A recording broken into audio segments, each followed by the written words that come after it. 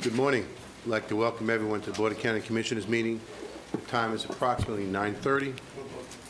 The date is March 22nd. The opening ceremony will consist of the invocation and the Pledge of Allegiance. I would like to ask the folks who have inspired to come forward first to lead us in the Pledge of Allegiance, and then we'll do the invocation. May all stand, please?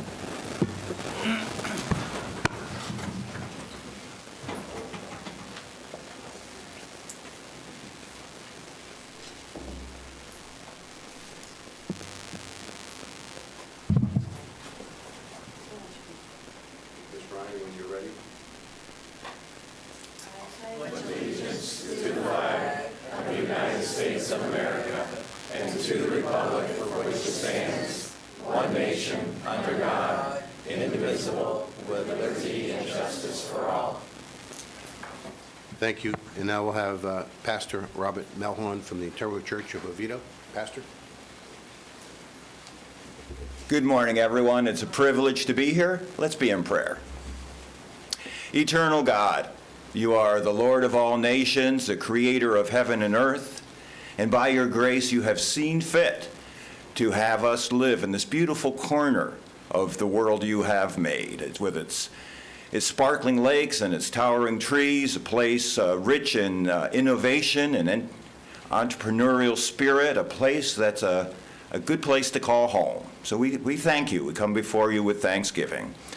And Father, I want to pray for the men and women who lead Seminole County as commissioners. They have many items that will come before them today. Some will concern a few, some will concern all within this county. In each case, I ask you give them your wisdom and your guidance. I ask your blessing upon them and their families. I ask that you would bless all who work for Seminole County, and I ask your blessing on all the residents of this wonderful place under your word.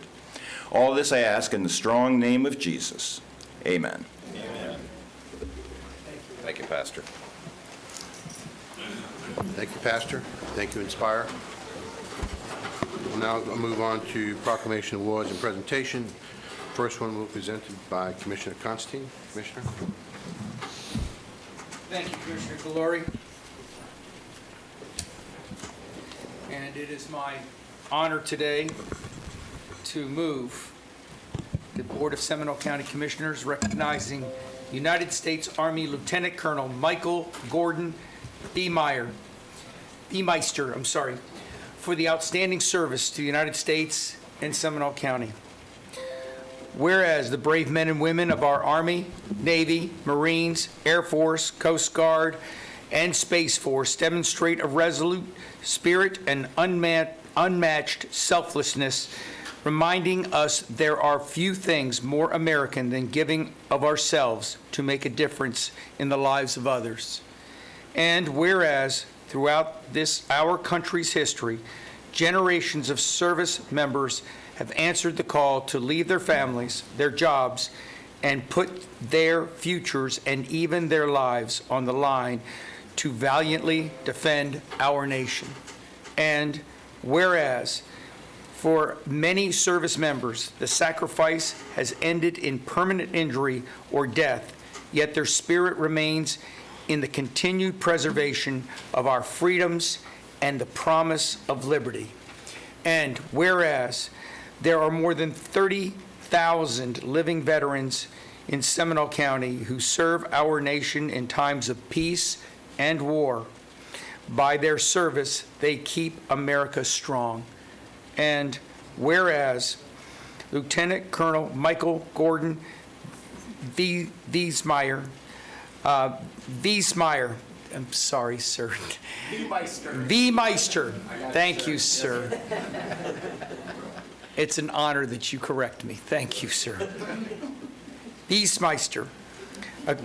Correct? Wiemeister. Accumulated over 32 years of military service, first by joining the Air Force in 1989, and after completing his Air Force enlistment, went on to enlist in the Army National Guard in 1994, before officially retiring in February of 2022.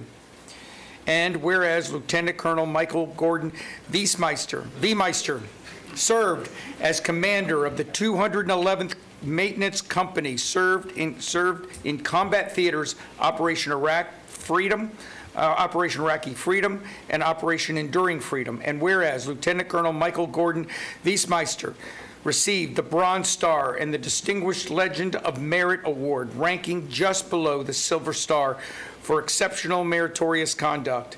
And whereas Lieutenant Colonel Michael Gordon Wiemeister, fluent in 7 languages. I like the commentary back and forth. You know, that's pretty good. I like that. Including Dari, Khmer, Lao, and Spanish. And whereas Lieutenant Colonel Michael Gordon Wiemeister has made significant contributions to the United States Air Force, the United States Army, and those currently serving in the United States military by evacuating 2 stranded Afghan interpreters and their 5 family members from the great turmoil that occupied the turmoil that occurred in Afghanistan. And whereas Lieutenant Colonel Michael Gordon Wiemeister has been a resident of Oviedo since June 2014, and is a member of the Veterans of Foreign Wars and American Legion. And whereas Lieutenant Colonel Michael Gordon Wiemeister has brought great merit and distinction upon himself, the United States of America, the United States Air Force, the United States Army, and Seminole County. Now therefore, be it proclaimed that we, the Board of County Commissioners of Seminole County, Florida, express our gratitude, admiration, and respect for Lieutenant Colonel Michael Gordon Wiemeister for his outstanding service to the United States Army, the United States Air Force, and the residents of Seminole County. Be it further proclaimed that this proclamation is presented to Lieutenant Colonel Michael Gordon Wiemeister along with our sincere congratulations and recognition as Seminole County's Veteran of the Month. We have a motion and a second. Discussion. All in favor of the motion, signify by saying aye. Aye. Opposed, like sign. The motion passes. Thank you.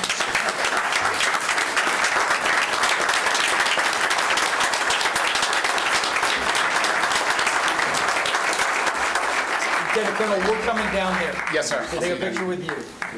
And then you'll have the chance to speak if you wish. And correct everything I made a mistake on. That's funny.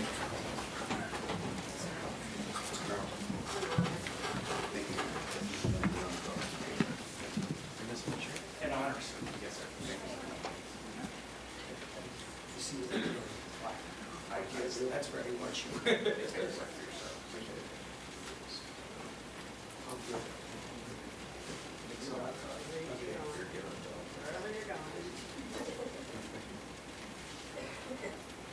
Ready? 1, 2, 3.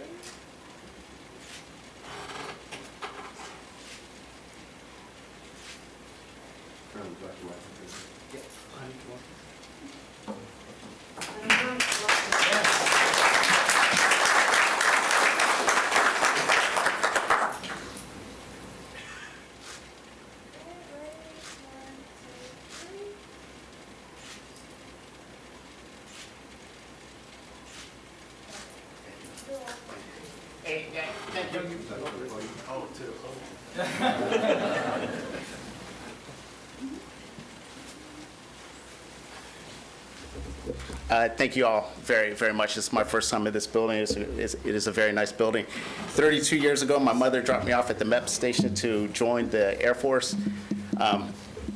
Young kid from Ohio, joined the Ohio Army National Guard, and actually got stationed in Orlando. So I let everybody in Ohio know I have the best location because no winters. So, but I appreciate your time and effort putting into this. And I know it's a hard to say last name, so I apologize for that. So No, please, I apologize. no worries. So thank you all. Appreciate it. Thank you. Thank you.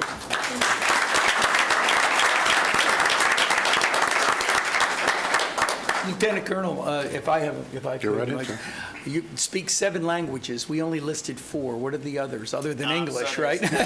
There's Thai, Lao, Cambodian, Amharic, which is from Ethiopia, some Kudrat, Dari, Spanish. I'm mixed, black and white. Everybody thought I was Hispanic growing up, so I just learned Spanish just to mess with them, right? just to have some fun with it. So. Do you have any words of wisdom for us with the valiant effort of the Ukrainians right now? Not so much on that front. What I would like to say, though, if you see a vet, thank the vet. Those men and women work hard. If you're in a opportunity to hire vets, they bring so much more to the table than other folks. They bring in a lot of skills, and then at the same time, they have the tenacity not to quit. So those are my words of wisdom. Thank you. Thank you, sir. Thank you. Thank you. Take care.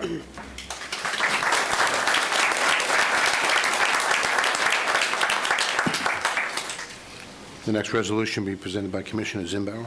Commissioner? Thank you, Mr. Chairman. It's with my great honor and pleasure on behalf of the Board of County Commissioners to enter the resolution of the Seminole County Board of County Commissioners recognizing Michael Johannesmeyer, Deputy Fire Chief, Seminole County Fire Department, for 27.5 years of service to Seminole County government and its citizens. Whereas Michael Johannesmeyer began his career as a fire service technician with the Seminole County Fire Department on October 24, 1994, and prior to served as a volunteer firefighter for the City of Lake Mary Fire Department and part-time firefighter for the City of Altamont Springs Fire Department. And whereas Michael Johannesmeyer, prior to holding his current position as Deputy Chief of Administration, was promoted through the ranks as Lieutenant Paramedic in 1998, Battalion Chief in 2004, and Division Chief in 2008. And whereas Michael Johannesmeyer has held many valuable roles throughout his career to include Region 5 Fire Representative with the Florida State Domestic Security Coordinating Group, Charter Member and Task Force Leader for the Florida Task Force 4, and Program Manager of Air Rescue 3, to name just a few. Whereas Michael Johannesmeyer continued his education, achieving many accomplishments to including serving the Department of the 1st EMS Lieutenant and Division Chief of Operations, Chief Fire Officer, Executive Fire Officer, Burn Master, graduate of the Fire Services Executive Development Institute, instructor and graduate of EMS Leadership Institute, and graduate for the prestigious U.S. Naval Postgraduate Program with his master's degree. And whereas Michael Johannesmeyer was instrumental in instituting numerous programs and improvements to the overall delivery of emergency care in Seminole County, to one extent, one of the programs, Pre-Hospital Trauma Life Support Course, was nationally recognized and allowed all members of Seminole County Fire Department to obtain the gold standard in trauma care. Whereas Michael Johannesmeyer, as Task Force 4 leader, responded to several major events to include Hurricanes Ivan, Katrina, and Harvey that impacted the states of Louisiana, Mississippi, and Texas. And whereas Michael Johannesmeyer retired effective April 9th, 2022, after 27 and a half years of employment with Seminole County, whereas the Board of County Commissioners of Seminole County wishes to express our appreciation to Michael Johannesmeyer on behalf of its staff and citizens of Seminole County for his dedicated service. Now therefore be resolved that the Board of County Commissioners acknowledge with appreciation the service provided to Seminole County by Michael Johannesmeyer and commends him for his dedication and commitment to the job. Be it further resolved that this retirement resolution be presented to Michael Johannesmeyer along with our sincere congratulations and best wishes for future prosperity. Adopted this 22nd day of March 22. Second. We have a motion and second. Discussion. All in favor of the motion signify by saying aye. Aye. Opposed, like sign. Motion passes. Commissioners, would you like to present it to him, please?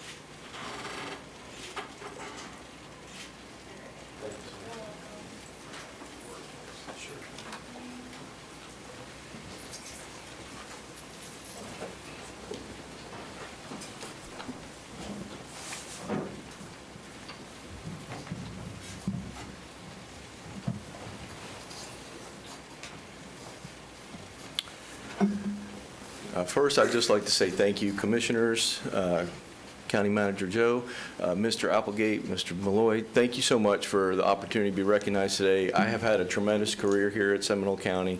I love Seminole County. I bleed Seminole County. And it's an honor to have been able to serve the citizens of Seminole County and serve the men and women of Seminole County's fire department, and everything that is accomplished here. It's a phenomenal department. I'm not going far. I've walked down the road to the city of Lake Mary as the fire chief there.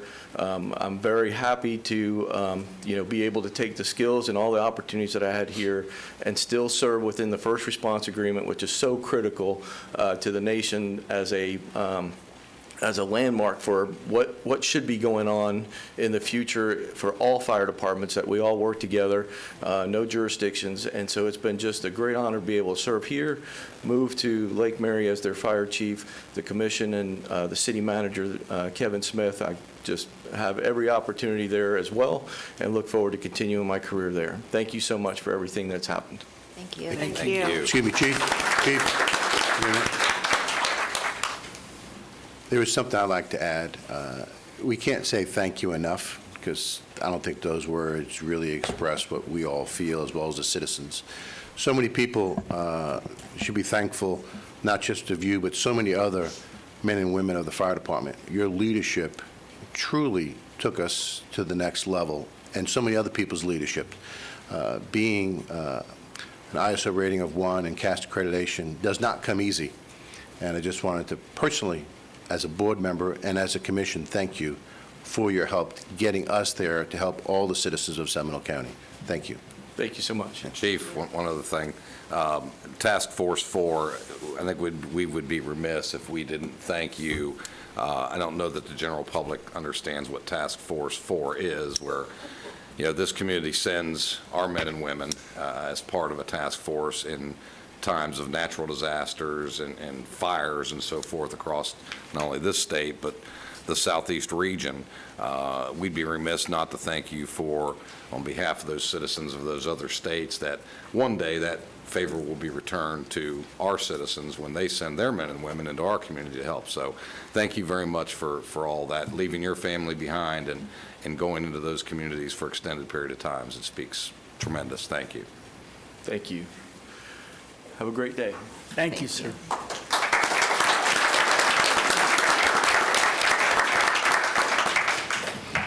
Next proclamation will be presented by Commissioner Herr. Commissioner? Yes, thank you.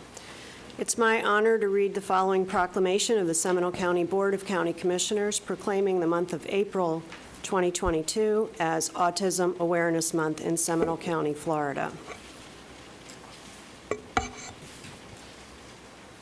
Whereas autism spectrum disorder affects an estimated 1 in 44 U.S. children and 1 in 45 U.S. adults, and is a complex condition that affects each person differently, resulting in unique strengths and challenges.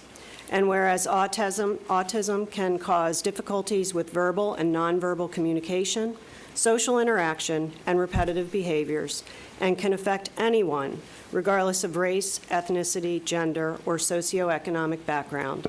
And whereas autism is often accompanied by medical conditions that impact quality of life, and whereas a comprehensive, collaborative approach will help to advance research, provide a better understanding of the many forms of autism, strengthen advocacy efforts, and ensure access to services and resources throughout the lifespan and across the spectrum.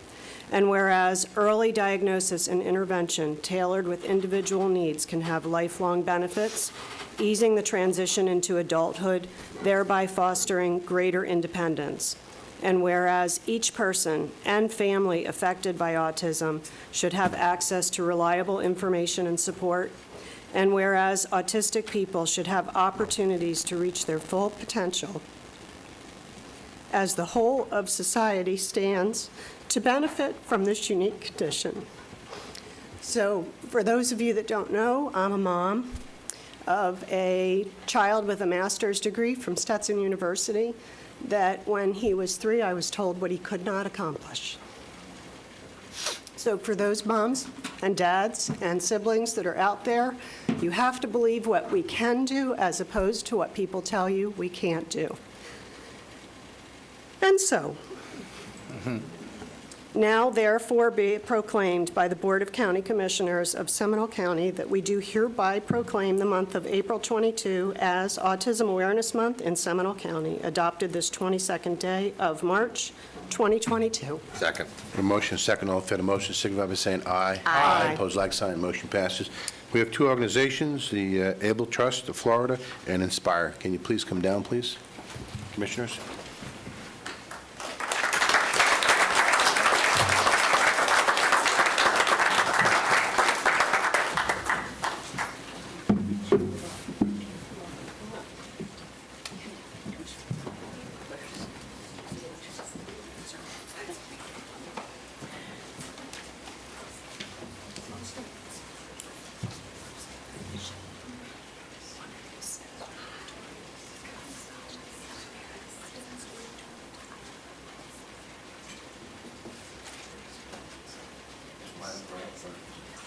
Even yourselves out, move on to the side.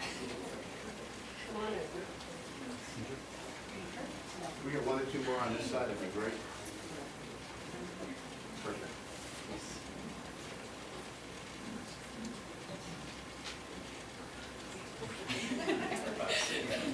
Well, they come back. I am, that's where I'm going. All the way around.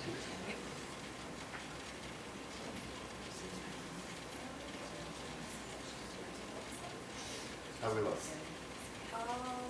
He's Lee again, right? There you go.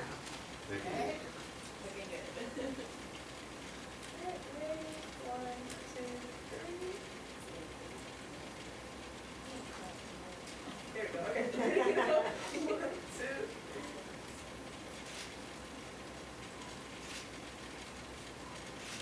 Perfect.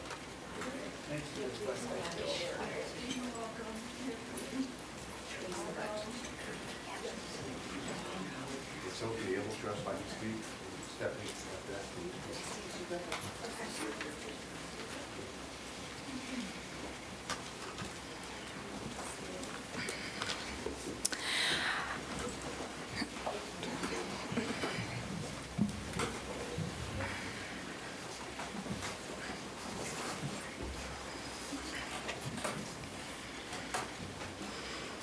Okay.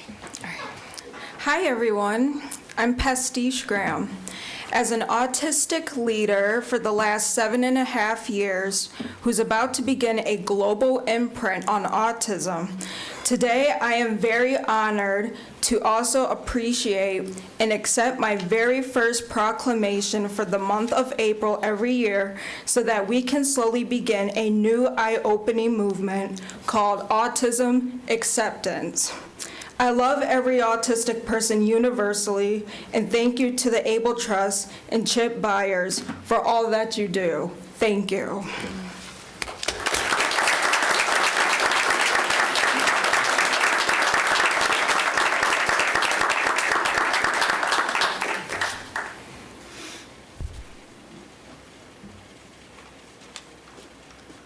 She's going to be hard to follow. Well done.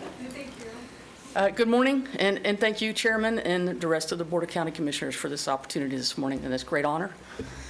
We've had the privilege of working with Seminole County government for many years. In fact, we're the longest running and largest operation in Seminole County of its kind. We've been in the county for 40 years, if you can imagine. And this is our team. We had an opportunity to lead you in the Pledge of Allegiance this morning. And we're here today to not only thank you, but to let you know we had closed the cafes. We had 2 cafes, one in the Seminole County Sheriff's Office and one here in the County Services Building. And we're here to let you know we are reopening, a great grand opening. Okay?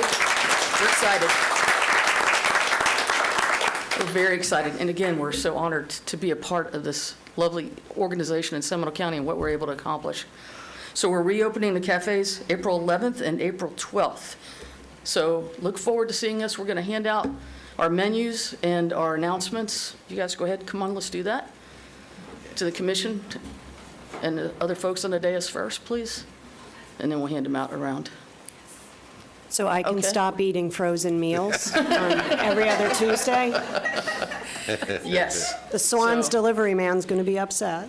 Yeah, DoorDash, and I bet there's some folks that are going to be out of business, but we're very excited. We're going to come 2 days a week to the county services building and 2 days a week at the sheriff's office to start, and we're going to re-gear that back up.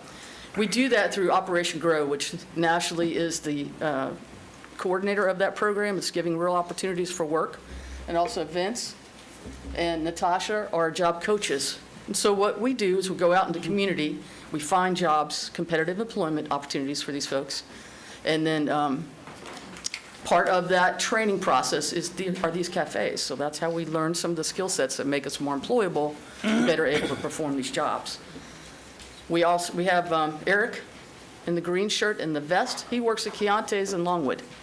He works as a food prep in the back and also a dishwasher, and he's been there for several months now. We have another gentleman that works at the Chianti's in Sanford as a host. So we work at Northland Church for janitorial duties. Nash, you may have to tell me what else we have going on. Publix. Northland Church, Northland, yeah. Publix. So we're always looking for partnerships in the community. So if you have an opportunity for one of us to be hired, please come see us. Call me, Stephanie Ryan, and Ashley Soto at Inspire of Central Florida. And thank you again for this wonderful opportunity and privilege. Thank you, Commissioner. Thank you, Stephanie.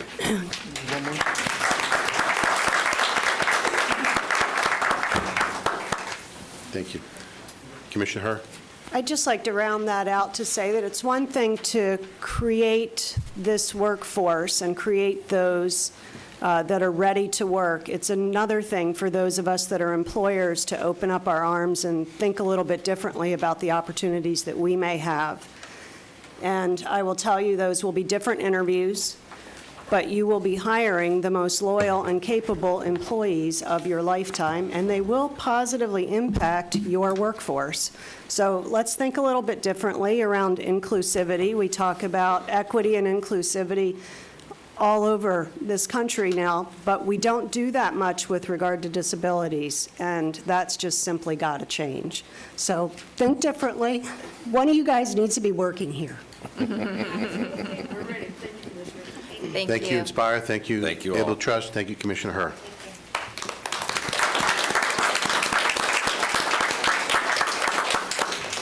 The next proclamation will be presented by Commissioner Lockhart.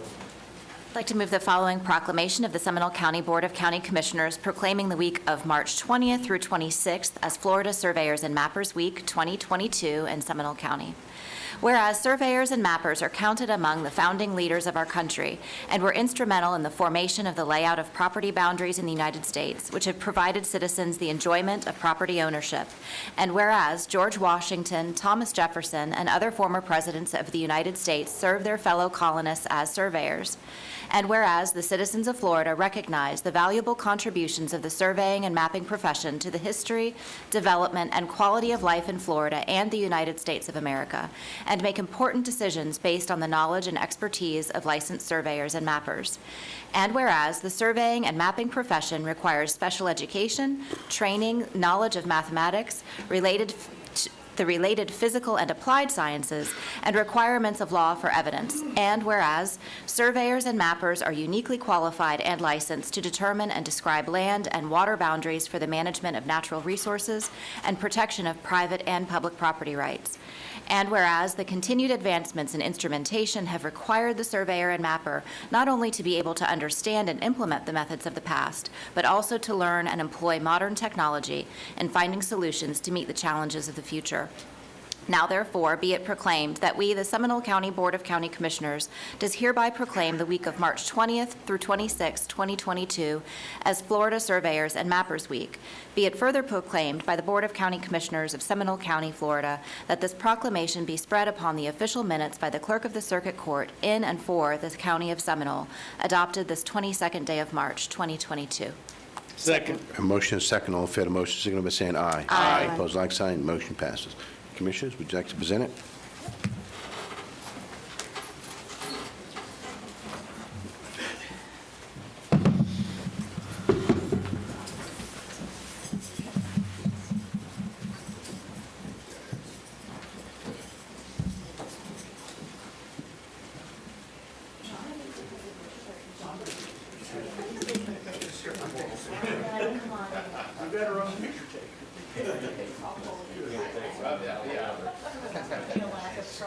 All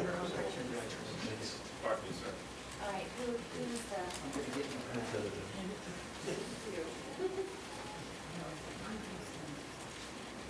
Okay, if y'all would please put your heels together. Okay, I gotta put you up here. Okay, I'll say blink and smile and then hit the shutter, okay? That way, everybody has their eyes open, hopefully, okay? Okay. Blink and smile. Blink and smile. Blink and smile. Couple more shots. One more. Thank you.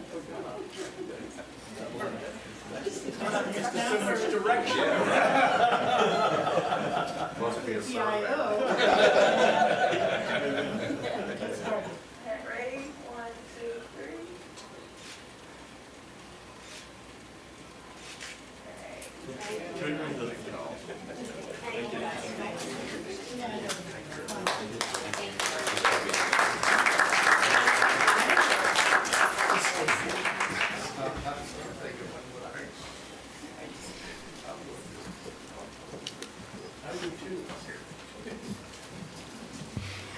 I would like to thank all of you. I would like Seminole County Surveyor Raymond Phillips to speak, but my father.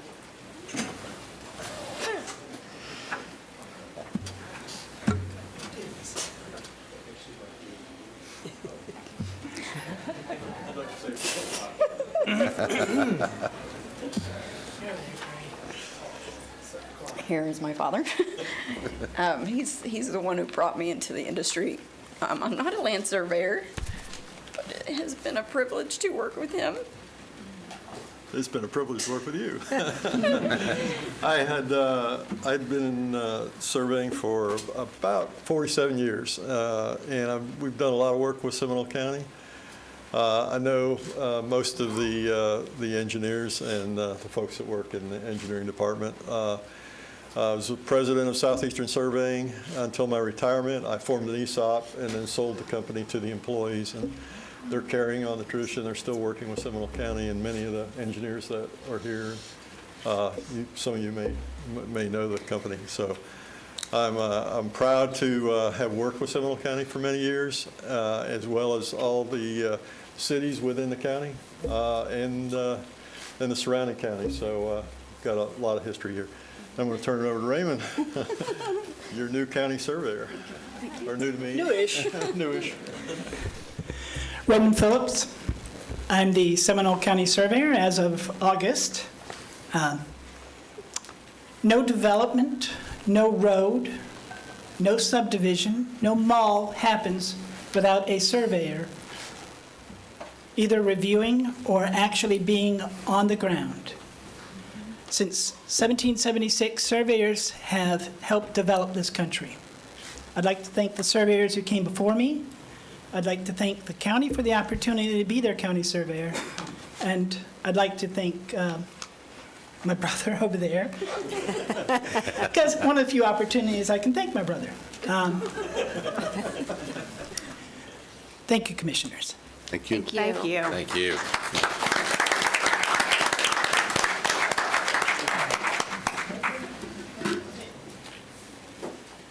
Okay, thank you, Commissioner Lockhart. We'll now move on to the next proclamation presented by Commissioner Constantine.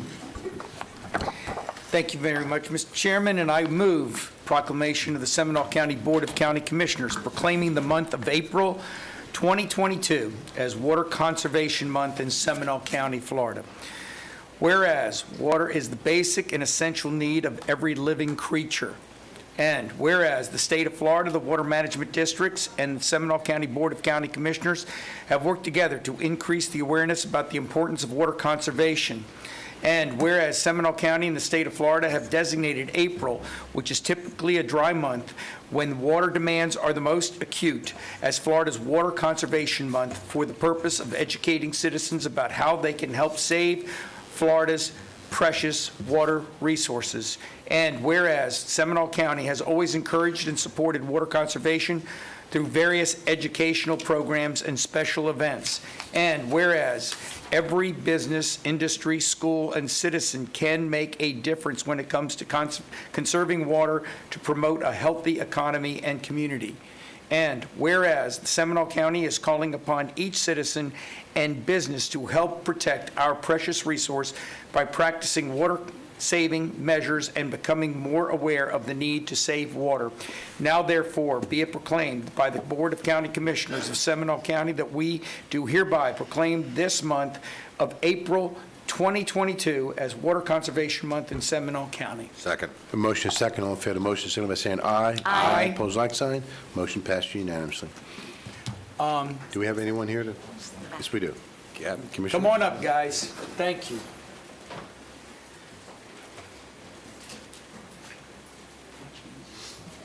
Ready?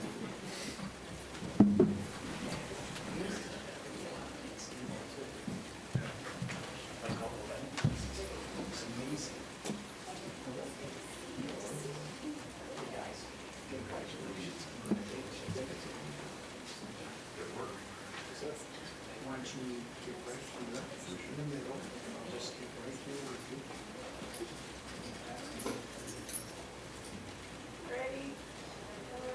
3.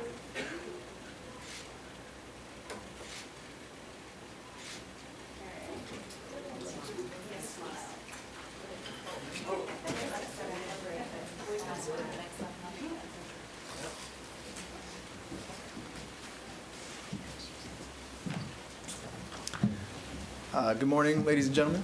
Thank you so much for this opportunity to speak and for the proclamation. Seminole County Environmental Services has aimed to provide water conservation methods to both our utility customers and residents alike. We do so by providing programs to our customers. We also provide public outreach and engagement to the citizens itself, and as well as the partnerships that we have created through UF-IFAS, Florida Friendly Landscaping, Public Works, St. Johns River Water Management District, and others alike. We collaboratively come together to promote and advocate for water conservation. In observance of Water Conservation Month, we have partnered with Public Information Office to increase advocacy and public engagement through social media posts, educational videos, and to promote the overall mindfulness of water conservation in its absolute. So thank you again for the opportunity to speak today, and I appreciate you all. Thank you. Thank you. Thank you.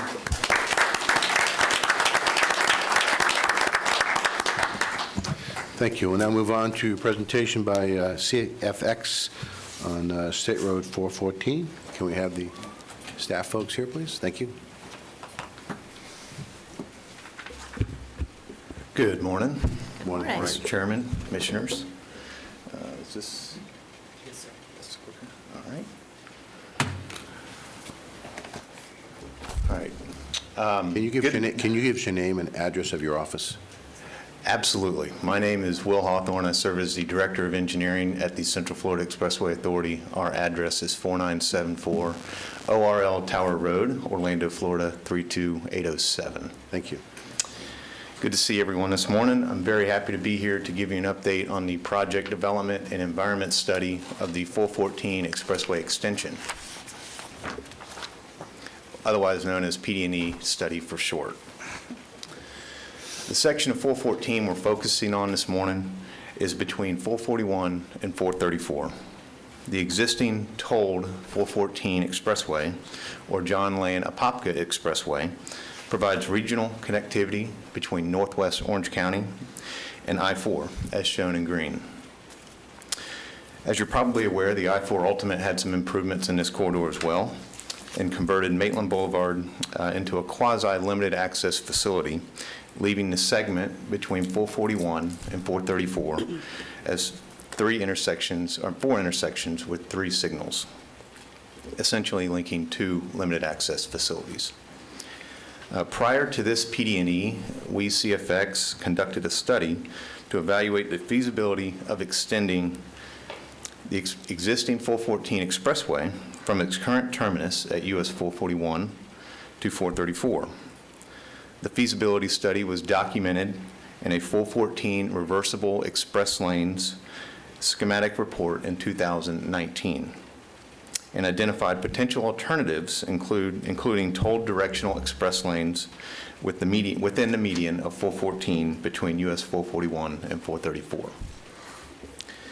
The 414 Expressway extension is included in our 2040 master plan, which is being updated as we speak. The project is also included in our 5-year work plan, as well as the Metro Plan Orlando Transportation Improvement Plan, both of which were approved last summer by the respective boards.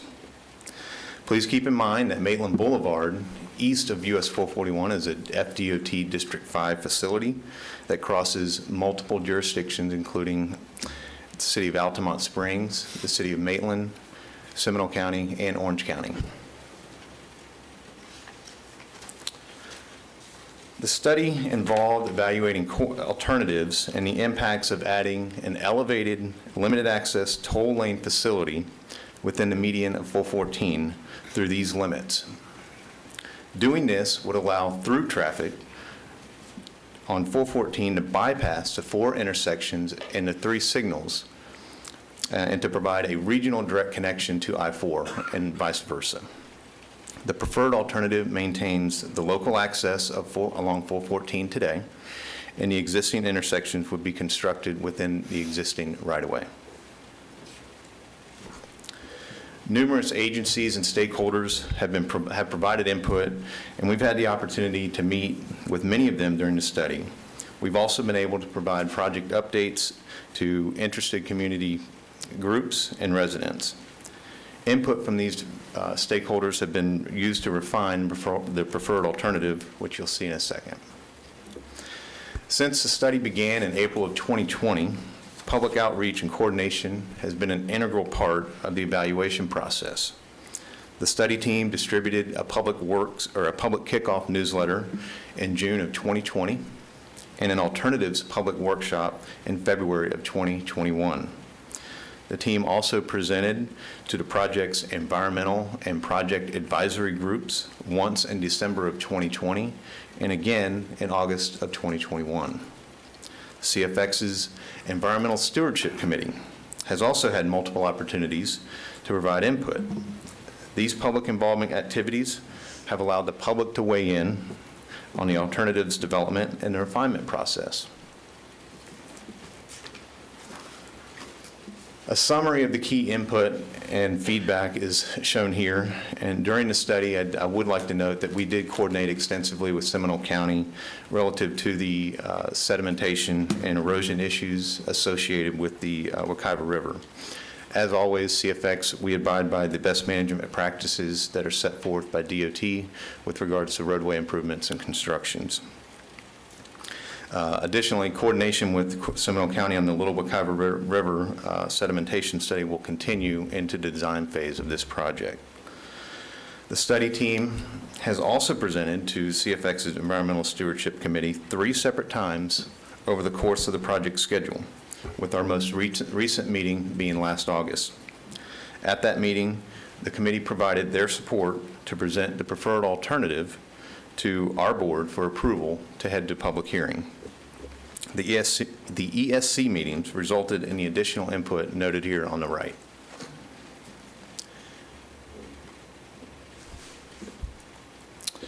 Multiple typical sections were considered during the initial stages of the project and the PD&E study. The typical sections were evaluated based on their ability to meet the purpose and need for the project and to provide enhanced capacity and improved traffic operations on 414. The result of that evaluation found that 2 of the 6 you see here were deemed viable.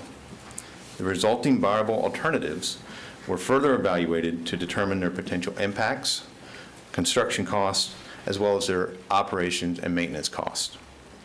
While both alternatives would result in minimal environmental impacts, option 6 would have significantly higher operating and maintenance costs and was therefore limited from further consideration. Those evaluations resulted in the preferred alternatives shown here that will be presented at our public hearing March 31st. It is an elevated 4-lane expressway to be constructed above the existing roadway, with the bridge piers located in the existing median of Maitland Boulevard. Traffic analysis indicates that this option addresses future traffic operations better than any of the other alternatives considered. As bicyclists use existing shoulders today, this option would include 7-foot buffered bike lanes on both sides of Maitland Boulevard, as well as 5-foot sidewalks on both sides of Maitland Boulevard. And today, there are portions of sidewalks that are missing. I'm sure you've seen that if you've ever driven through that corridor. These enhancements obviously are expected to improve safety for pedestrians and support future multimodal opportunities. Again, what you see here will take place within the existing right-of-way of Maitland Boulevard today. So it's a little hard to see on this map, but shown here is the preferred alternative, a plan view.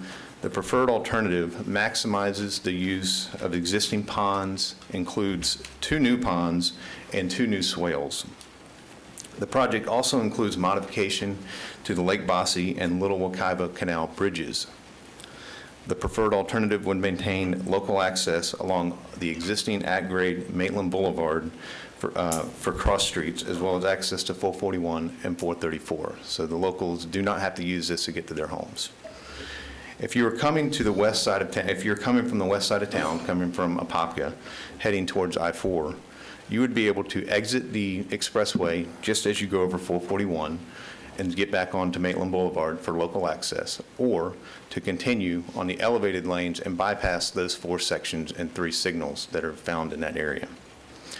On the flip side, if you're heading from I-4 heading to Apopka, you would have the opportunity to go over 434, exit off of that, and have local access to the Maitland Boulevard, or continue on to the express lanes to continue on to the 414 expressway to Apopka. One of the biggest benefits of this proposed improvement is the removal of all the through trips in this area. From the at-grade roadway, that will greatly reduce the traffic volume for the locals and to access Maitland Boulevard and thus improve traffic operations throughout the corridor. We did look at having interim ramps between 441 and 434, but due to roadway geometry, weaving, and right-of-way, they just are not feasible without significant right-of-way and environmental impacts to get those in.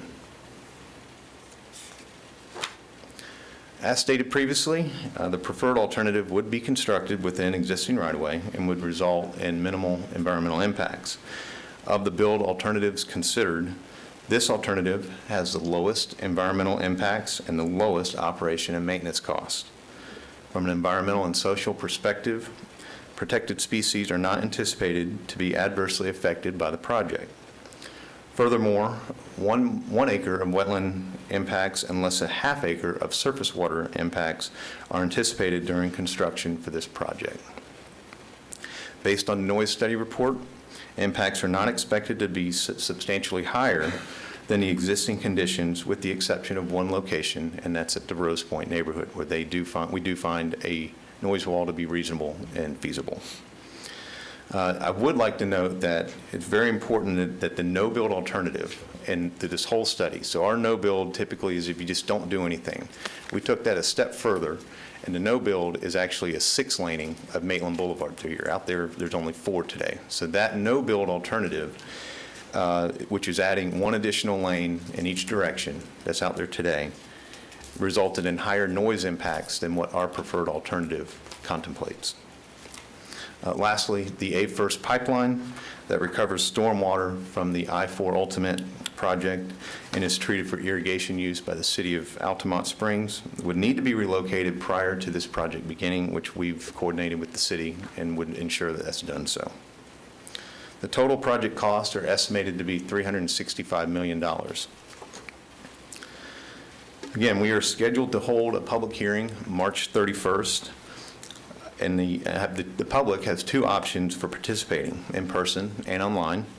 The in-person meeting will consist of an open house style out the Wekiva High School cafeteria, where people can come view a video presentation, number of boards, and the project documents, and ask questions of the study team.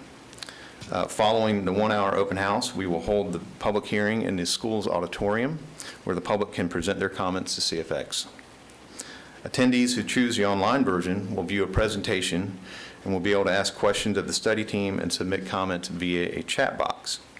Prior to the public meeting, or public hearing rather, People will be able to review the draft study documents, which are on display at the Seminole State College Library in Altamont Springs, CFX's headquarters, and on our webpage. That concludes my presentation. I'd be happy to answer any questions. Thank you. Before we go to the board, Shane, do we have any written requests? No, sir. Anyone in the audience that'd like to address us on this issue? Seeing none, we'll close public input. Board comments? Commissioner Constantine, we'll go down the line. Thank you. I just wanted to, first of all, thank you very much for your presentation.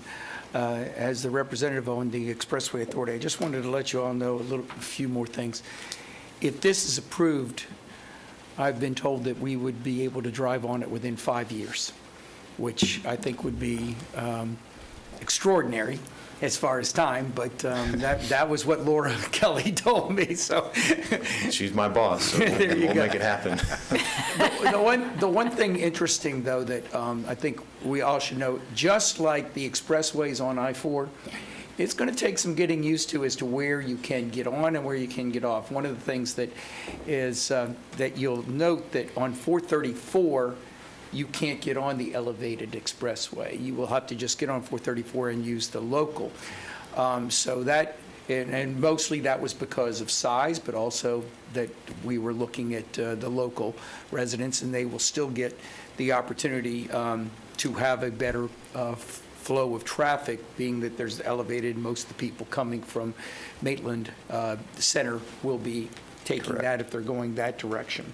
Correct. Also, the price is similar to the price that is being calculated for the express route that we've talked about going to the airport from the expressway. So, in contrast, this is number one, a very important part of the expressway's long or short-term plans, and secondly, it compared to other projects, I think it's being reasonably priced, to that extent. That's all I wanted to add to it. Thank you. Commissioner Lockhart? This is exciting to even think about, because as someone who has used that corridor more than a few times, that's always the part of the trip that goes, oh, now we got to, so that will be nice to not have to bemoan that part of a trip through that section. As with most projects like this, engineers look at impacts to surrounding areas, and the people who live there perceive the impacts differently than the engineers who design the project. So I saw and appreciate that there's a sound barrier that you think would be reasonable on the south side of that extension, but there's no sound barrier proposed on the north side. So it won't be long before the folks on the north side of the road realize that the folks on the south side of the road are getting a sound barrier, and so, hey, what about us? Are you prepared to explain to us and to those residents why one side of the road seems feasible and reasonable and the other does not? We are, and the noise study report that we do as part of a PD&E study, I mean, this is very preliminary in design. We totally revisit that in design. So when we know the final geometry of what the roadway will look like, what the bridge will look like, that all gets completely redone. So it's a complete refresh to see what is reasonable and feasible from a noise perspective. And we are very sensitive to what, the neighbors. It's something that we take very seriously. Yeah. So, Well, I would imagine that probably ought to just have that in your back pocket. thank you. Yeah. Thank you. Commissioner Herr? I actually think this is an awesome solution. I do travel that road regularly. I have clients out in that direction. And the two interesting things, the fact that the right-of-way acquisition won't slow the project down is just genius. And then the second piece is that you're minimizing the current impact of traffic to those local neighborhoods. What's happening there now is not cool. So this is a really, really good solution. I do have a question. So you mentioned that this will support future multimodal. What do you mean by that? So the future multimodal, multimodal is a very wide-ranging Yeah, I think you definition. mean bikes and walkers. It's the bikes, walkers, more friendly pedestrian activities, the 7-foot bike buffered lanes, as well as the sidewalks. We looked at trying to pull a trail in there, and it's just not enough right-of-way without getting into backyards. And the Seminole State Trail, or the Seminole County Trail is, within the study area essentially, so. I just wanted to clarify that it doesn't mean trains. No. Thank you, Commissioner Zimbauer. Yeah, absolutely. Thank you, Mr. Chairman. Thank you for the presentation. This is what I'll paraphrase as the missing link in this area, and was proud to be part of the MPO as well as Commissioner DeLaurie. This is an example where multi-jurisdictions can come together in ranking these programs through MPO, and I want to thank our partners in Altamont Springs, our partners in the city of Maitland, as well as Orange County, who this will completely benefit, and those are the individuals that we must have at the table when we rank these things at MPO. So I thank them all for that. To the sound walls, are you all following the federal requirements on sound walls and how and who gets sound walls? Absolutely. And if so, can you, for the benefit of the public, just give us a quick overview of that? That is a very hot topic, as Commissioner Lockhart indicated, and how that is arrived at. Although we're sensitive, we understand, but there are certain guidelines, correct? There are. It's something established by the federal government. This DOT abides by the same thing. Turnpike abides by the same thing. It's got to be a reasonable and feasible wall to build. You got to have a certain number of impacted residents to justify paying for the walls. It's the simplest way I could explain it. I'm not a sound expert in any way, shape, or form. We hire that out, but that's the gist of it. Is you got to get so many people have to be impacted for it to justify the wall, Right. and that's where you see some of the denser areas. That's where you'll find a lot of the walls. Right. And barriers. And I would add to the coordination. DOT has been instrumental in all of this. We've all along the way. So I echo your compliments on our partners and DOT in trying to get this through the, trying to get it built. Right. Great. So. Thank you very much. Thank you. I have one question, sir, and thank you for the presentation. You talk about a 7-foot buffered bike lane. Mm-hmm. How are you buffering it? The buffer is, I think, a double stripe. It's a double stripe that DOT has. It's not reflected. So that line can stop a lot of cars then? Yeah, it's not a physical buffer. It's a double That would be a painted barrier. line. I just want to make sure that double line will stop a lot of vehicles. We were following what DOT has set up and what they define as buffered bike lanes. So. I get it. Thank you. Thank you. I appreciate it. Okay, we're now going to move on to our county investment advisor, Hilltop Securities.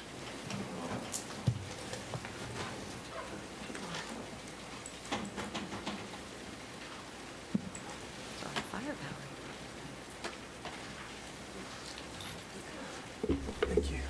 Good morning. Morning. Okay, Morning, as Scott. usual, it's a lot has happened since the last meeting that we wouldn't necessarily have anticipated. And the first thing that's happened is that 2 days after we met the last time. Excuse me, Scott, for the record, can you give us your name and I'm sorry your about address, that. Yes, I'm- your address to the office, please? Absolutely. I'm Scott McIntyre. I'm with Hilltop Securities Asset Management. We're at 2700 La Fortuna in Austin, Texas. Thank you. And since the last time we met, quite a bit has happened. Russia did attack 2 days after we met Ukraine, and that introduced even more uncertainty into this equation here. And it is probably, in my opinion, the ultimate wild card in terms of the market. We're not really sure where anything is going to go at this point. What we do know is that inflation is going to move higher. The expectation last time was that it was going to gradually move lower. And at this point, I think it's safe to say that March inflation is going to be at another 40-year high. And I think it's reasonable to think that headline inflation in April will also be at a new 40-year high. The headline includes food and energy prices, and food and energy prices are two of the things that are moving quickly higher as a result of the invasion. The Fed has responded, as we've waited a long time for them to respond. They actually raised rates for the first time since 2018. They did a 25 basis point rate hike last week. They also gave us a new dot plot that indicated they expected to raise rates 6 more times. But in an indication of just how volatile the market is between when I put this presentation together and now, Fed chairman has come out and indicated that a 50 basis point hike is in the cards for the May meeting. So yields have moved even higher from there. They're moving around quite a bit. It's almost dizzying to look at that. I spent some time looking at it this morning. They're all over the place. And the good thing is that COVID cases have plunged since the high in mid-January, down now 96% from the highs. For all intents and purposes, there don't seem to be any significant variants that have been detected, at least for this point, so that is off the board. We're also not going to worry about the employment situation. The Fed tries to balance their inflation mandate with the employment mandate, but we know there are actually too many jobs right now, so the Fed can go wholehearted in terms of fighting inflation for what that's worth. Although I will say that this is supply-driven, it's supply shock-driven, and the Fed really can't control that. All they can do is appear as though they're trying their best. So right now, that's what they're doing. They're talking tough. This is the only economic chart I'm going to show you because, again, all the employment numbers really don't matter at this point. We're in good shape as far as employment is concerned, but inflation, as you can see, is at a new 40-year high. I believe that's going to continue to rise. Some people have talked about double-digit headline domestic inflation over the next couple months. I think double-digit probably will be 10. It won't be double-digit 15 or 20, fortunately. And again, this is supply-driven. So, to the extent the supply can get back online, then we're in good shape. But, in terms of oil producer, Russia is, I believe, number 2 right now, behind us and in front of OPEC. So obviously, when you start to cut off oil from that region, you've got some issues. There also is the top wheat producer in the world when you include Ukraine, as well as several other things, including sunflower oil, which may not sound important, but it actually is, and things like nickel and neon, which are instrumental in making batteries. So if you think that we may see the auto sector back online, there's some impediments that have suddenly been thrown in that path. So the interest rate outlook, and I feel like I need a red pen at this point, but again, the Fed had increased rates last week. They indicated that they were going to do a quarter point at every remaining meeting for the year. Over the course of the last couple days, that's changed. Now there's a possibility, a good possibility, that they do at least 50 once. Some people have talked about this potentially being the worst year in bond markets probably since the mid-'80s, in my point. In other words, if you're buying bonds for your portfolio, this is a difficult market to be in. There is now a 20% chance of a U.S. recession. I expect that probably rises a little bit when we see the next Bloomberg survey. That's still relatively low. The U.S. economy is in pretty good shape, to be honest with you. Global economy, not so much. I think it's reasonable to expect that Europe is already in recession. Russia is in what people would probably describe as a depression right now. So again, we'll see how that all plays out. I think in terms of U.S. growth going forward, if we have a portion of the global economy in recession, it's going to be hard for us to really gain some ground and move forward with too much vigor. So, brings us to investment choices. Again, I left the last several meetings on there across the room so you get an idea of how quickly things are rising. The amazing thing is that as of this morning, you can take all those yellow highlighted numbers and probably add 20 basis points to those. So the 12-month right now is at about 154, and the 24-month is at 218. So looking over at some of the other choices, the Florida banks, which had been very instrumental in keeping the county in good shape for the greater part of this pandemic, really don't need the money. So the Fed has raised rates by 25 basis points. The clerk's office has gone and asked the banks if they would be willing to raise rates in lockstep. A couple of the banks are willing to do that. The majority of the banks probably won't because they don't need the money. So, depending on what the answers are, I would expect that the 21% that right now is in overnight at the banks, a good portion of that will be shifted out to take advantage of the fact that there are better opportunities out here right now. With all due respect to the banks, they need to make sure that they're able to pay a market rate of interest. So upcoming maturities, and this is the good part, of course, that all of the upcoming maturities that you're going to see, or most of them, are going to be at very, very, very low historical yields. They'll go away. They'll be replaced with higher yields. If you look at the recent investments, the one that we had done since the last meeting, one thing to note here is that those were intentionally shorter. They're all inside of 1 year. And the thought was that we really don't know where the market's going to go, so we don't want to go out too far and take too much market risk. So those worked out okay. Obviously, we know that rates have moved up higher since, and if we had a crystal ball then, we would have probably done even less than we did. Recommended purchases, I'm requesting that we do 2 blocks of $20 million, and those are also relatively short. When we put this together, yields were lower. Right now, the 1 year, again, is at 155, not 136. And that May is actually right now at 180. So that's good, too. I'm glad that we didn't do it earlier, but and I'm going to skip ahead here before I ask for the motion, because I just want to note that the portfolio as of February 28th had a yield of about 49. Doing kind of the gymnastics to tell what it would be at the end of March, it's 60. My guess is that'll probably be closer to 62 or 63. The way those maturities are, if you look and see, we had almost $330 million that comes due in the next 90 days. That includes some of the cash. That's going to all be reinvested back at progressively higher levels. So I would expect by the time we got to June, that the portfolio is going to have a significantly higher yield, and that's the good part of it. But again, there have been a lot of purchases that were made in the past that right now are underwater. That is the price that you pay in terms of moving forward with higher yields. Prices fall. So this is still really conservative. You had about a 6-month weighted average maturity, 6 or 7 months. You're going to be about 7 months once the adjustments are made. Again, I think that's the best course of action, given that we don't really know what's going to happen, is to stay conservative. So, moving backwards, I do need a motion to implement these purchase recommendations that I'm making, and also recommend that the clerk implement these recommendations that I'm asking for. So moved. Second. We have a motion and a second. Before we call the question, Shane, do we have any written requests? Is there anyone in the audience that'd like to address the board?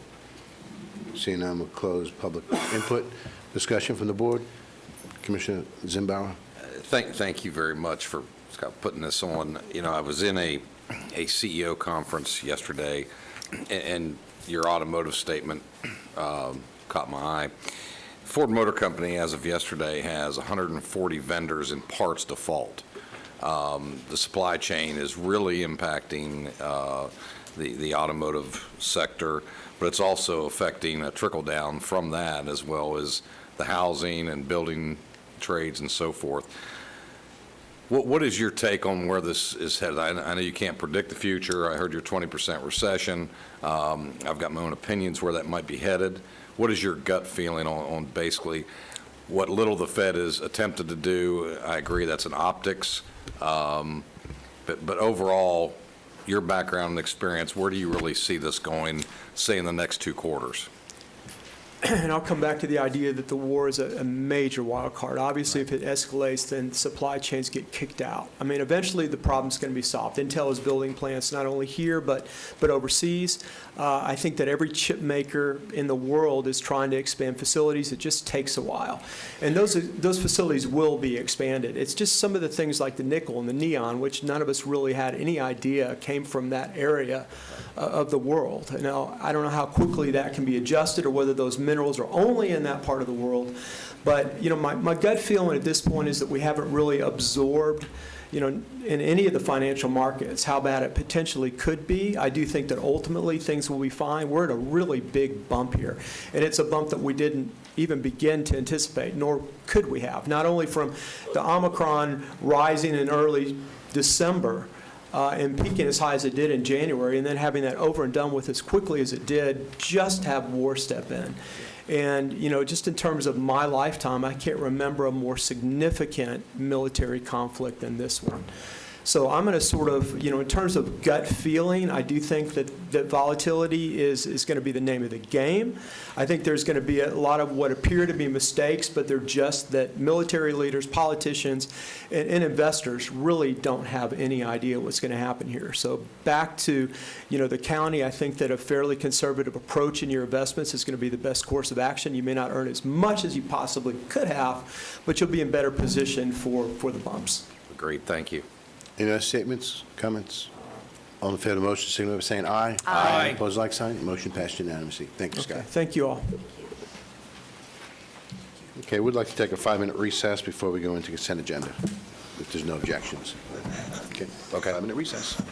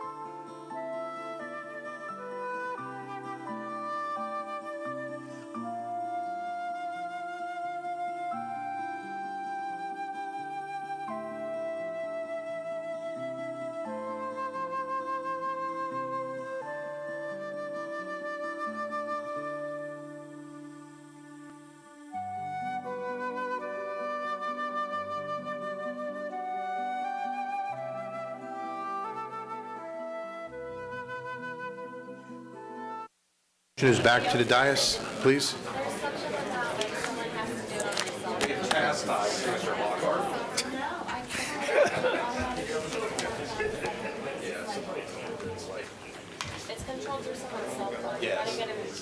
We can all take our seats. I'd like to reconvene the Board of County Commissioners meeting. We're going to be going into consent. We have just a little more quiet. I'd like to reconvene the Board of County Commissioners meeting. We're going to go into the consent agenda. Pursuant to Florida law, the public has the right to be heard on all propositions except when the Board of County Commissioners is acting on ministerial emergency matters or conducting a meeting exempt from Section 286.011 of Florida statute. Public comment time on issues will be 3 minutes for individuals, 6 minutes for group presentations or representatives. The right to be heard on quasi-judicial hearings is governed by Florida law. The public will provide an opportunity to be heard on non-agenda items at the end of the meeting. Proper decorum shall be observed and requested. At this time, we're going to consent agenda, which is items 8 through 26 and 33 and 34. I'd like to ask the county manager, is we ready to be heard? Is there any items? No, you're good. You just added the two that we added Just want to on, make sure. so we're good. Okay. Board members? Commissioner Zimbauer. Mr. Chairman, I move approval of 8 through 26. Can we just ask if anything needs to be removed first? Sure. I'd like to remove 24.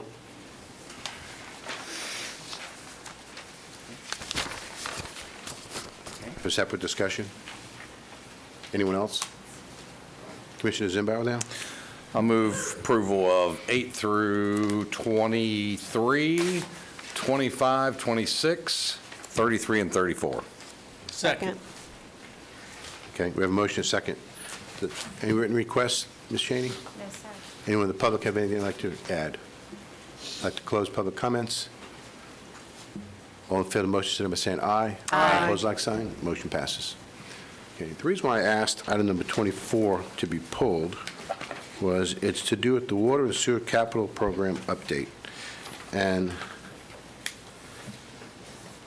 during my briefing, there was a discussion because last week the well deepening feasibility study was a part of it, and that was for $910,000. And I made a comment to staff regarding this, was that shouldn't that be in the master plan, or are we going to continue to piecemeal the master plan? And then next thing I knew, that was removed, which I do appreciate. But now that $910,000 is showing up on the Reinhardt Road valve project for additional money. And it's kind of interesting how where it goes away from one project and pops up on another project, the exact number. It must be totally amazing to get that kind of number to be so moved over. Can we have someone address that for me, please? Timothy Jex with Resource Management. I prepared the BAR. The Reinhardt Road project did have cost increases. We didn't have the numbers in time to put it on the BAR originally, but if we had, it would have been on that BAR to begin with. When we removed the feasibility study for $910,000, we did have the estimate for the Reinhardt Road project. It was close. It wasn't exactly the same. We did move that exact amount to keep the BAR, the bottom line of the BAR amount the same, but it's not a coincidence. We put the number in just to keep the BAR about the same. Well, it may not be a coincidence, but it sure does look like it. And if it wasn't brought up, then it would not have come up, the additional money for the Reinhardt Road valve replacement project. So I just find it more than fascinating. Those are my only comments. Well, Commissioner, it would have come back at some point because there would have been another BAR that would have been necessary to change and adjust that amount. We did take the easy route. We just moved the $910,000 not to affect the bottom line because these are projected numbers, they're budget numbers, and we knew that there was going to be a significant increase in the project and the change of the project. So we did take the easy route and just move the money so that we didn't have to change every number on the piece of paper. So that was the reason why it looks like we moved the money from one spot to the other, because that's exactly what we did. Thank you. And Commissioner Lockhart? I hate to just leave that hanging like that. And is there a problem with having done that? I think the implication is that we have done something inappropriate. Oh, and there's I just- nothing inappropriate about it. I just Well, find it's interesting how when you question one project for a dollar number that's significant, just under $1,910,000, and then they come back, they removed it, but it just got automatically just moved over to another line item. I just find I don't see enough documentation to warrant it. That's the reason why I brought it up. Okay. I just want the record to reflect that no one is implying that there was anything nefarious or inappropriate that happened because of that, moving that number. That's a budget amendment. I just want Direction from the board. Move to approve. Second. Question, just real quick. Constantine?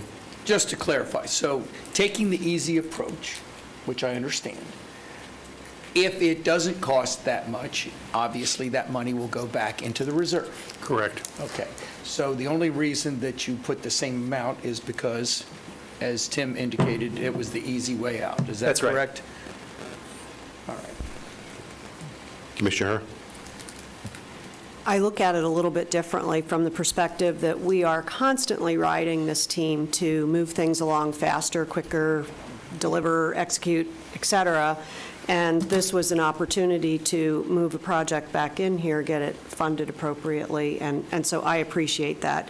It is a budget amendment, it's not an expenditure, and so I thank you for it. Just for clarification, can we just, who made the motion, who made the second? I made the motion. Second over here. Okay, just want to make sure. Commissioner Zimbauer? Just to follow up on that, I think this is typical, accounting processes in programming these projects. If we're going to defund one or move money from one, it should be utilized to further the overall mission and program another one that may not be fully funded. If we're going to defund one, then we should be able to reprogram and fund one that is next pressing or is pending finding additional transfer of funds. And so, thank you. I think that's good work. Appreciate Any it. other comments? Seeing none, we'll call the question. All in favor of the motion, saying aye. Aye. Opposed, like sign. Aye. Motion passes 4-1. Okay, that concludes the consent agenda. Now we'll move on to item number 28. Did we include 27 in the? We didn't do 27? I'll move approval of 27. Second. I'm sorry about that, Commissioners. Any written requests on number 27, Shani? No, sir. Anyone from the public? We have a motion and a second for approval. All in favor of the motion, say by saying aye. Aye. Opposed, like sign. Motion passes. Now we'll move on to 928. Thank you.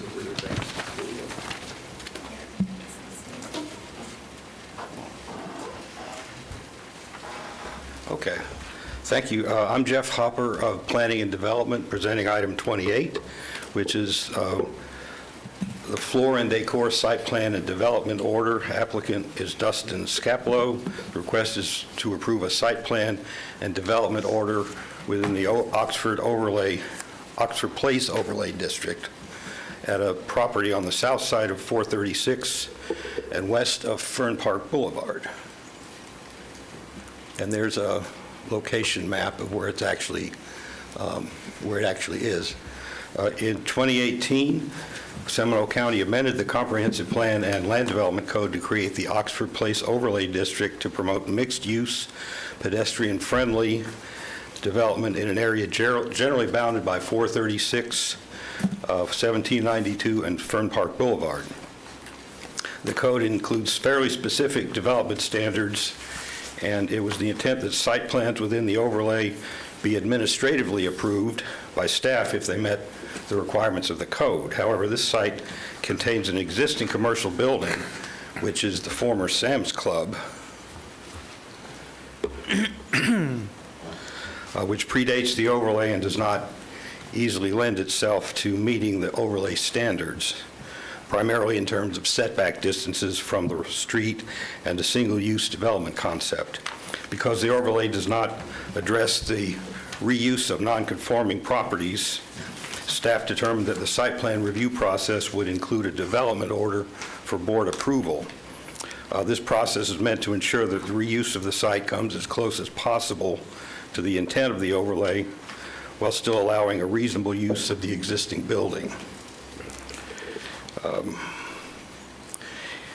I know that's maybe hard to see, but that's the site plan. In reviewing the proposal, staff identified several key issues to be addressed in achieving consistency with the overlay. These included the issue of mixed development. Ordinarily, the overlay requires any new development to be mixed, including residential, commercial, offices, et cetera. So we addressed that situation by placing the proposed commercial use, which would be a floor and decor store, as phase one, and then at a point in the future, that colored area on the north end of the site would become a multifamily development, which would share open space and parking and all the facilities as kind of a unified development. Another issue was the prohibition of big box retail. Floor area of the existing building would be divided among at least 3 tenants, with approximately 2/3 of the building occupied by floor and decor. Architectural criteria. Building features will include canopies over all doors, decorative lighting, and screening of rooftop mechanical units. Building elevations have been submitted and will become part of the site plan approval. Also, pedestrian access, open space, and landscaping. The plan addresses these through a partially shaded walkway connecting State Road 436 and accessing an open lawn area with outdoor seating. And extensive landscaping will be provided within the parking lot and along all road frontages. So staff recommends approval of the site plan and development order under the provisions of the Oxford Place overlay on 12.47 acres south of State Road 436 and west of Fern Park Boulevard. Representatives of the applicant are here to answer any questions, I believe, and that concludes my presentation. Thank you. Before we go to the board, Shane, do you have any written requests? Is there anyone in the audience that'd like to address the board? Anyone? We'll close public input. Board member comments, questions? I just have one. Commissioner Constantine? Since you're doing shared parking, and this is going to be a mixed-use project, and this is phase one, is there opportunities, and I see, it just seems to a lot of parking. And I'm not engineering this or anything, I'm just asking, to have as much, non-concrete surface as possible. Is there, did that take any consideration, since the multifamily is going to use normally, the parking at different times than the facility would be using it, the commercial facility? Well, there would be shared parking. I'm not sure to the extent of changing the surface area, if that's what you're asking for about. That's something that could be addressed later on at the time phase two comes in. It's something that will be looked at later.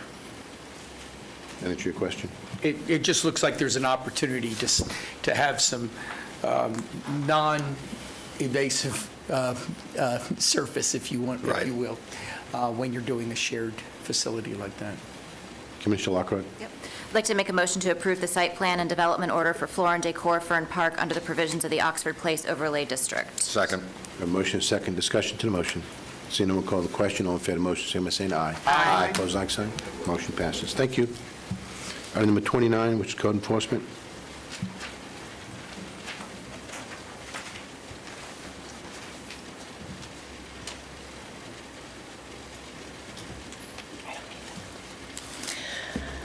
Good morning, Chairman, Commissioners. For the record, Pat Hughes, Planning and Development. Item 29 is a request from Kenneth Vitigliano, the owner, for a waiver of the reduced administrative costs under the lien amnesty program. The property is located at 241 Nova Drive, Sanford, parcel ID 211929 5UM 00000430, case number 09-142-CEB, and the lien totals $18,750. On October 22, 2009, the property was found to be in violation of Seminole County Code, Section 105.1, construction without the required permits. There was a shed-type structure being used for storage that had an expired permit due to a lack of inspections. An order was issued by the Code Enforcement Board giving the respondent a compliance date of March 30, 2010, with a fine of $250 per day if the violation was not corrected. After reinspection on April 5, 2010, the inspector filed an affidavit of noncompliance. On June 17, 2010, the inspector filed an affidavit of compliance after the permit was obtained on June 14, 2010. On June 24, 2010, the Code Enforcement Board issued an order finding compliance and imposing a lien in the amount of $18,750. The owner has applied for a waiver of the balance due of the reduced administrative costs under the lien amnesty program. The balance due is $150. The owner does meet the requirements for the lien amnesty program, and due to the proven financial hardship, staff is recommending the Board of County Commissioners approve a reduction to the Code Enforcement Board lien of $18,750 for case 09-142-CEB on the property located at 241 Nova Drive in Sanford, to the balance due of $150 for the administrative costs under the lien amnesty program, and require this amount to be paid within 30 days, or the lien will revert to the original amount of $18,750, and authorize the chairman to execute the release of lien upon payment of the reduced administrative costs. This concludes my presentation. I'll be happy to answer any questions you may have. Thank you. At this time, I'd rather go to the applicant. Is the property owner present? He's not present today. Okay. All right. Do you have any written requests? Anyone in the audience that'd like to address the board? We're going to close public input. Public input's closed. Board's questions, comments? Commissioner Herr? Commissioner Herr? The item says $250, not $150. Correct. The reduced administrative fees under the lien amnesty program are $250. It's a $100 application fee, and that gets deducted off the balance. So the $250 minus the $100 application fee. And I did ask this during briefing, but I do think it warrants being put on the public record as to why you would reduce a fee from $18,750 to $250 when we know $250 is not the administrative cost to the taxpayers, the rest of the taxpayers in this county, to carry this administrative burden for a decade. Well, the total administrative costs, the actual costs were $536.66, but under the lien amnesty program, they would be reduced to $250. Understood. Any other comments? Direction from the board? Motion Commissioner to Herr? approve as stated. Second. We have a motion, a second. Any discussion? All in favor of the motion, signify by saying aye. Aye. Aye, pose like sign. Motion passes. Thank you. Thank you. We'll now move on to item number 30. This time we hear from staff.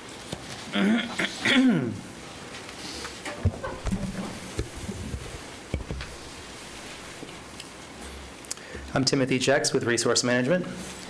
Item number 30 is our annual mid-year adjustment to amend the fiscal year 22 budget, which includes a true-up of our beginning fund balances. This item was advertised on March 17th in the Orlando Sentinel pursuant to Florida statutes. This slide shows our process for budgeting our fund balances. This budget amendment is the final piece of the puzzle, and it's an important part of managing the overall budget for the county. This allows us to know exactly what our reserve balances are in each county fund, and it affects all our county departments, and it makes it easier for them to manage their program budgets, including environmental services and sales tax capital programs. This slide shows a summary of the proposed amendments on the BAR.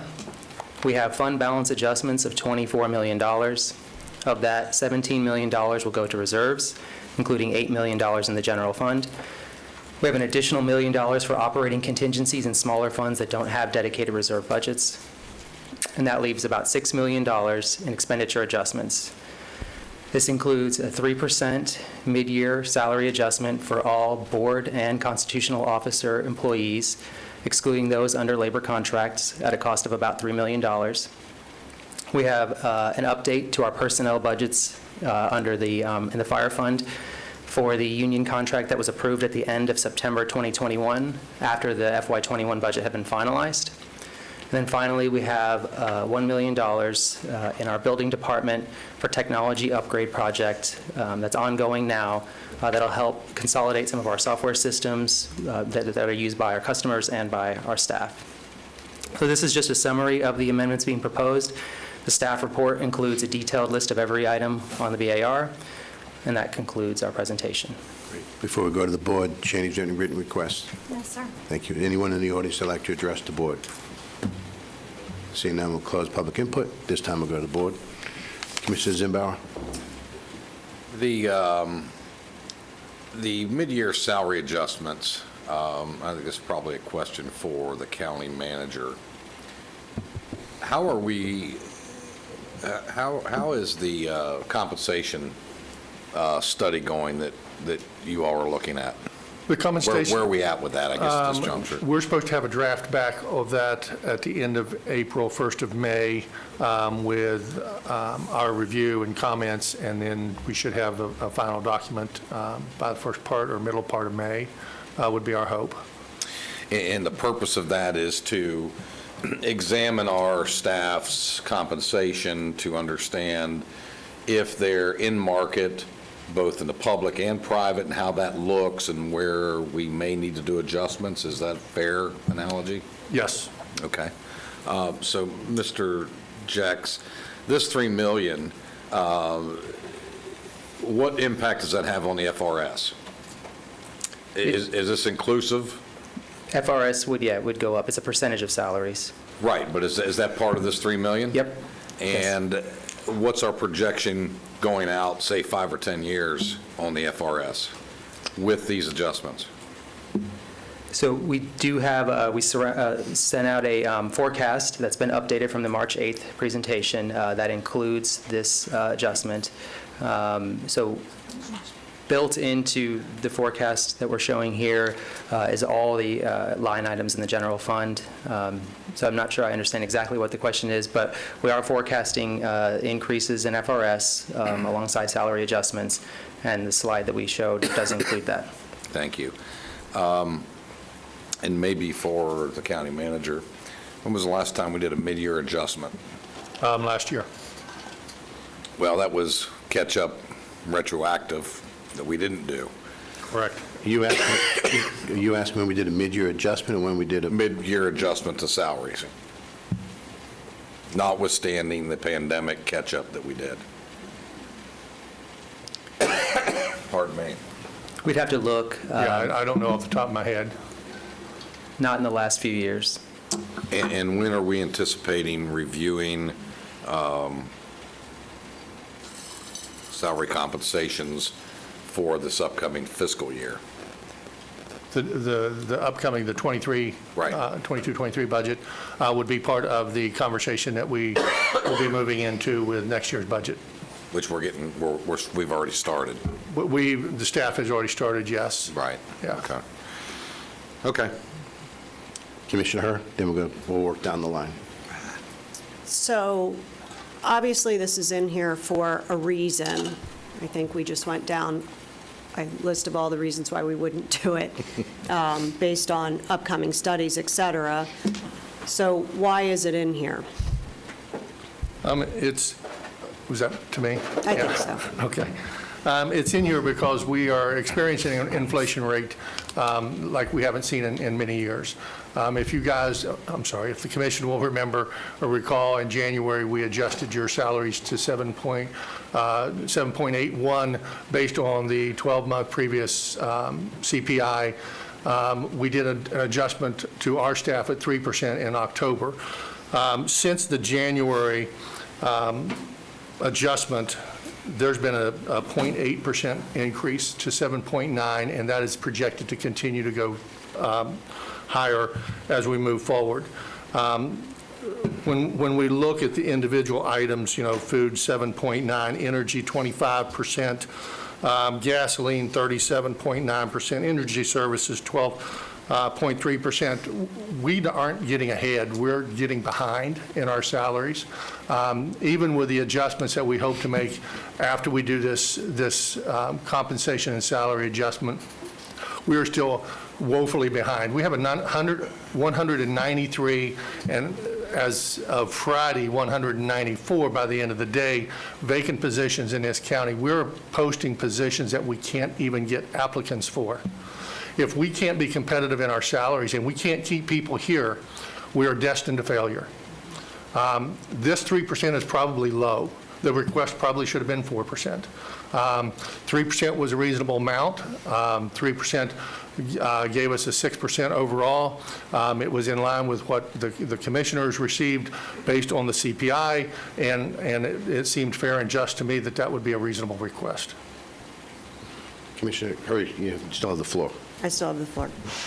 So is it fair to say that when you have an open position right now, if it's critical and you have to fill it, you're filling it at a higher rate than the existing employees getting paid? Much higher.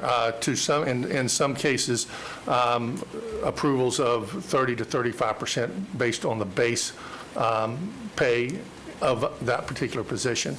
And that's based on market comparisons and experience. What we look at with every position, and I look at almost every position for approval, I look at education, experience, qualifications, certifications, trainings, licensures that allow us to be able to provide a pay commensurate and competitive with the market. So very few of our positions come in at starting level because we are underpaid at the current rates. And then the next, and this will be the last question, is that I do appreciate the notion that we've entertained a study, we're paying for a study, and we'll review the study, but when we know we're this far behind and the study comes back, we're just at a new starting point. This is a timing issue. It doesn't cause it to go away.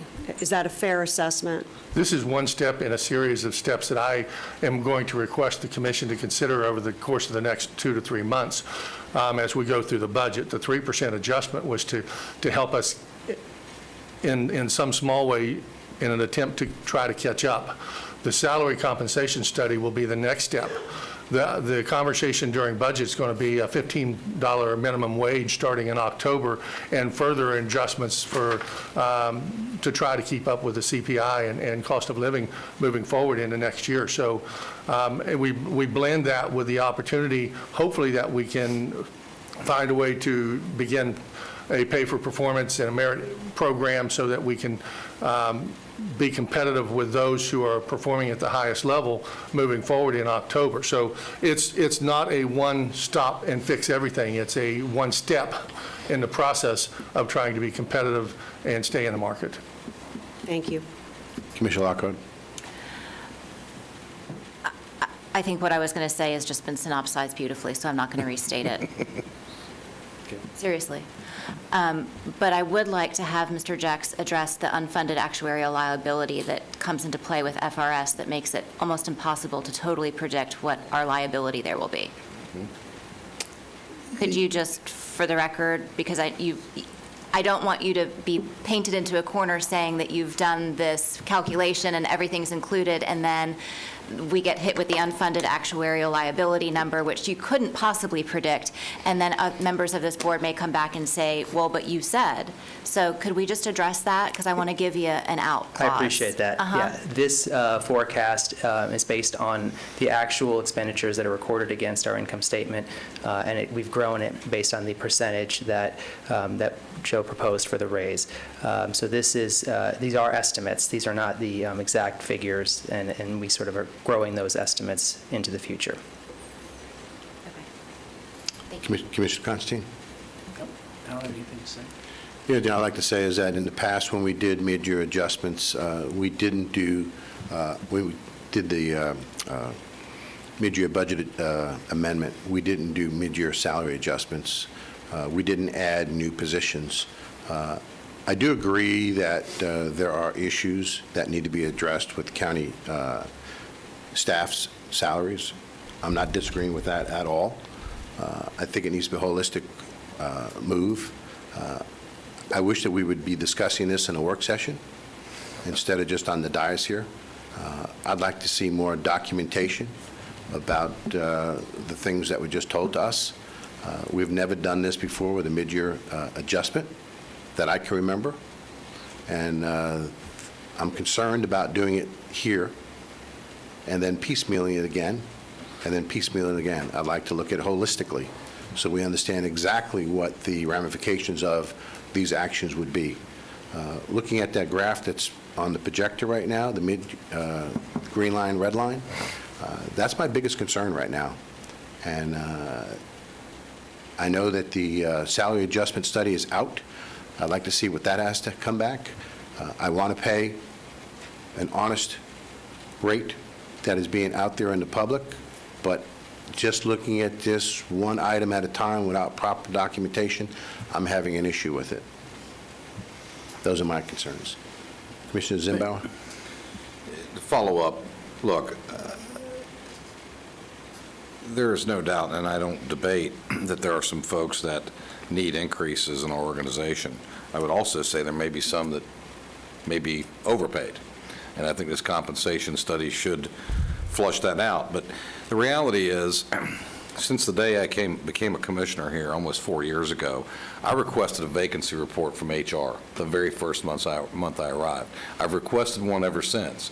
We've had at least 3 compensation studies, then we've had adjustments to the market, and yet here we are still talking about this. So under this premise, with inflation going up, if it continues to go up, it sounds like we're going to be back here asking for another 3, another 4, another 5, another 6. For me, I would rather take a once, gather all the information, get this compensation study finalized, because in 4 years, we've given our staff, our county manager, previous county manager, marching orders to be able to raise those salary compensation bands to get those positions filled, yet here we are, they're not filled. I will tell you that money is not always the motivation to bring employees. I think we need to be looking at flex time. We need to be looking at all the other things that benefit employees, because you can offer to the moon, and that may not be motivation enough for an employee. But likewise, it lasts about 2 weeks before somebody else offers in the private sector or the public sector another 2% or 3%. So you're chasing your tail. For me, it's about, let's get this done once and for all. Let's compensate our employees fairly and properly in the market. And then moving forward, we should continue to do that study to make sure we're staying in market. Commissioner Lockhart? So I feel like this needs to be said. Without our employees, we have no services to deliver. We are an employee-driven organization. There are no potholes that get filled. There are no fires that get put out. That's who does it. And I agree that 3% is not going to be anywhere near the number that would be the appropriate number, because if all of those empty and vacant positions are there most likely because we are not competitive. And frankly, even if we're bringing in new people, then we have the issue of compression because of the folks that have been here and are not getting the raises. It's not because necessarily, yes, there is recruitment, but there's also retention. And we have to address that as well. And so I will fully be supporting this, and I hope and I look forward to the next phase of a long-term plan to try to get this organization in alignment with where it needs to be. We need to be very careful as the 5 of us with the words that we choose when we speak about this topic publicly. I agree with you, speaking about it from the dais is, it can be uncomfortable, but the message that we are sending to our employees and to future employees needs to be very, very clear, that we value them, we need them, we want to create an environment here for them that allows them to be able to put milk in their shopping cart and pay for it, in addition to giving them flex time and other things as well. This is one piece of the pie. This is not the entire solution. But again, this is a budget adjustment. This is getting us down the road to the right path. So I don't presume to speak for any of my colleagues, but I think it's important that we be very clear how much we value our current and prospective employees, and that we are doing what we can in incremental ways with the information we have to get us to the right place. Commissioner Constantine, and we'll go to Commissioner Herr. Mr. Chairman, I think all of us, and I'm not speaking for any of you, but I just know the way you all have felt and spoke on this dais. We all respect, we all admire, we all appreciate the work of each and every one of the employees we have in this county. But this is a mid-year adjustment, and this is unique that we are doing this now. The state of Florida, in doing their budget, are giving next fiscal year the employees a 5.3+% increase. And I think that when we're building our budget fiscal year 22-23, we need to look very seriously at the compensation study, at those positions that are out of line. And today, if there were individual positions that the county manager felt were out of line, I would seriously take a look at it. But to go across the board with every single employee at 3% right now, I think, especially looking at that, is not prudent. And I will be the first one to say that we should increase the salaries, but I think it needs to be done in respect with during the fiscal year discussion, with a compensation study. And again, if there are individual positions that need direct increases, I wouldn't be opposed to that, whatever that increase might be. But that's where I stand right now, and I hope that we're not, trying to play, us against them. This is not about that. This is about being a fiscal conservative and ensuring that those lines, that we are not putting ourselves in jeopardy. In just 24, the red line goes above the green line. Commissioner Herr. So, red line, green line being driven by salaries or being driven by Sunrail? Sunrail is estimated at $14 million starting in fiscal year '25. So that's a different fix that I would say we need the most talented employees to figure out. But I also want to point out that we're actually, I think, going to end up costing ourselves more. So we all talk about fiscal conservatism, and that means smart spending. And the fact that we will end up, having not done anything mid-year, potentially creating a bigger brain drain on this organization is only going to cost you more later when we start filling it. And so the first thing you have to do when you think that you're a little bit behind the competition is to shore up the situation. And this is a move to shore up the situation and keep our team here.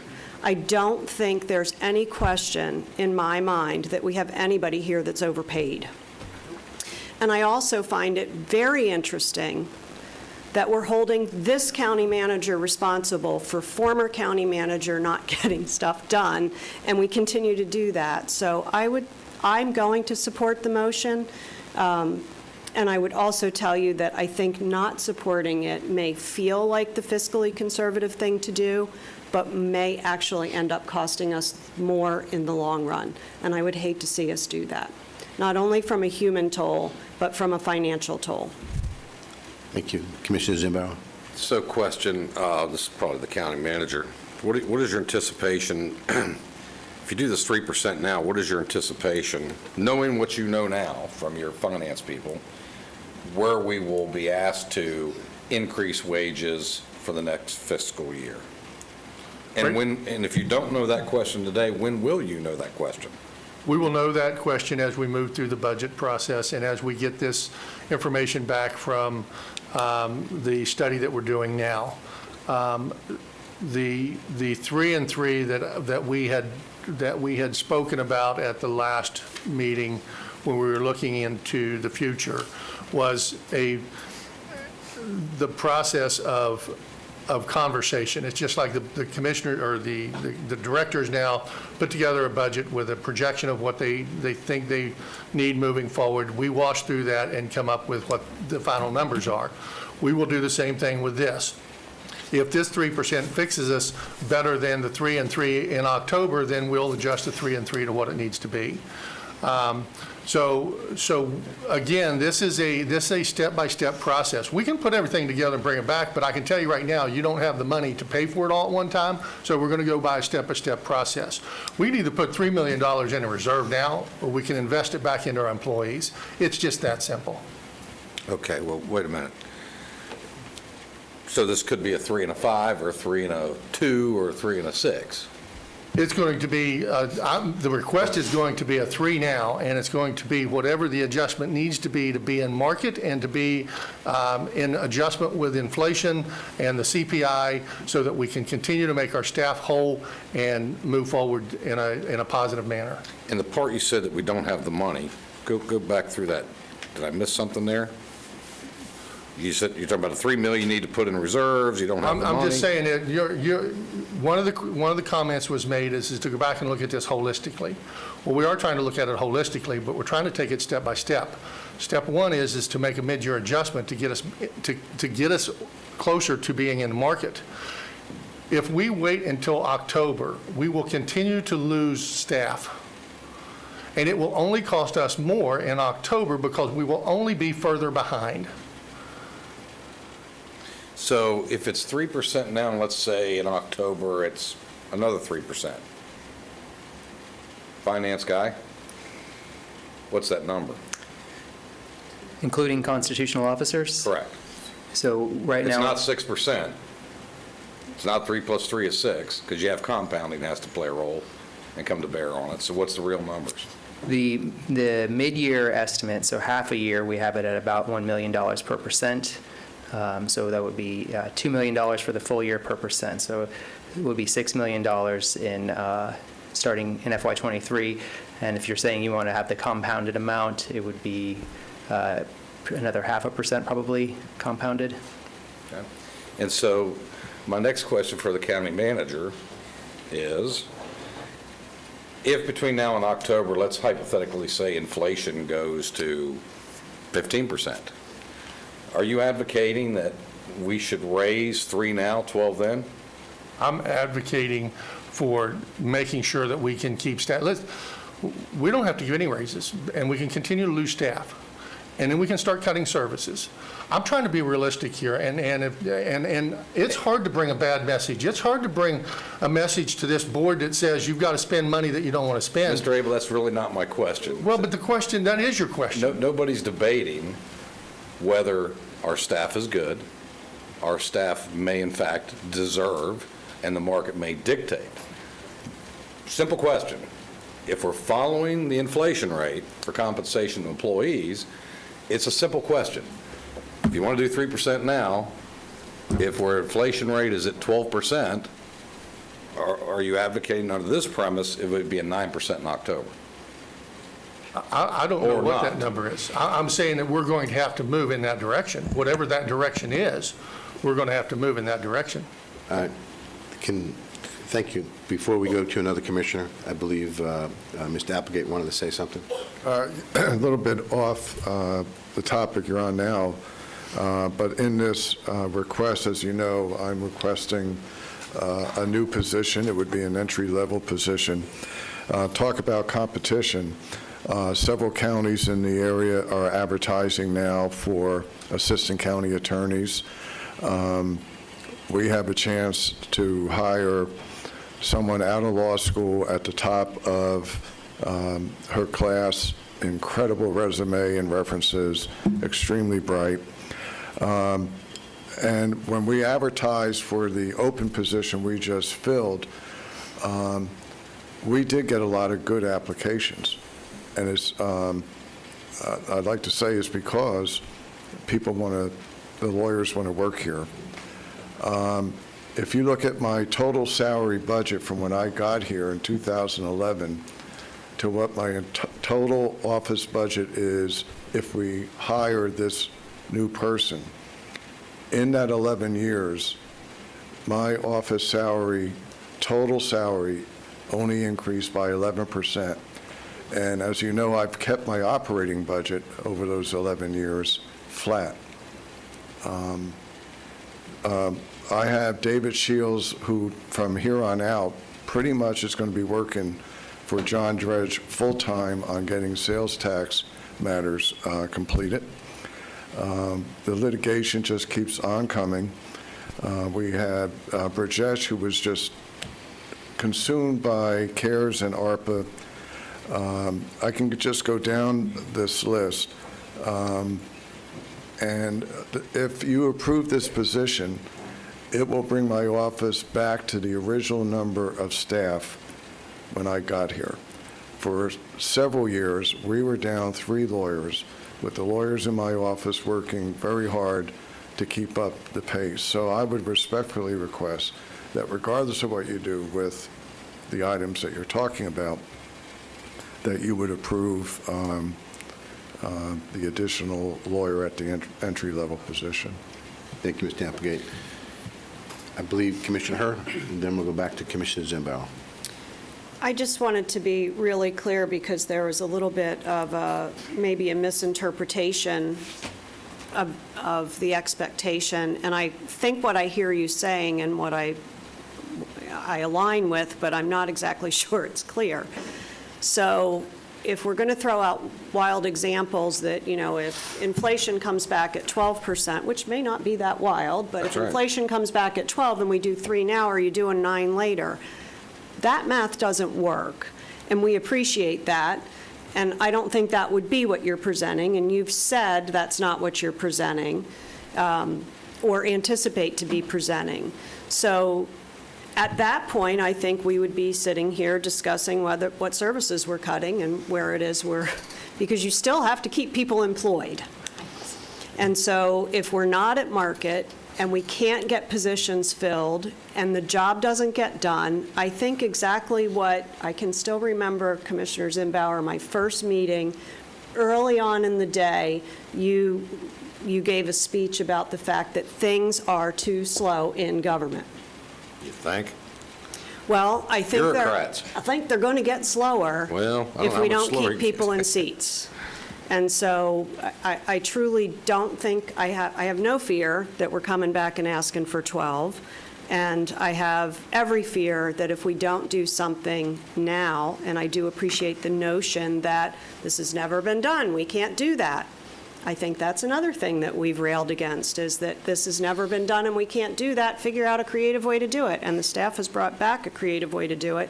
We are living in unprecedented times. In our lifetime, we've not been on the precipice of war the way we are now. That happened in my dad's lifetime. It happened in your dad's lifetime. This is different.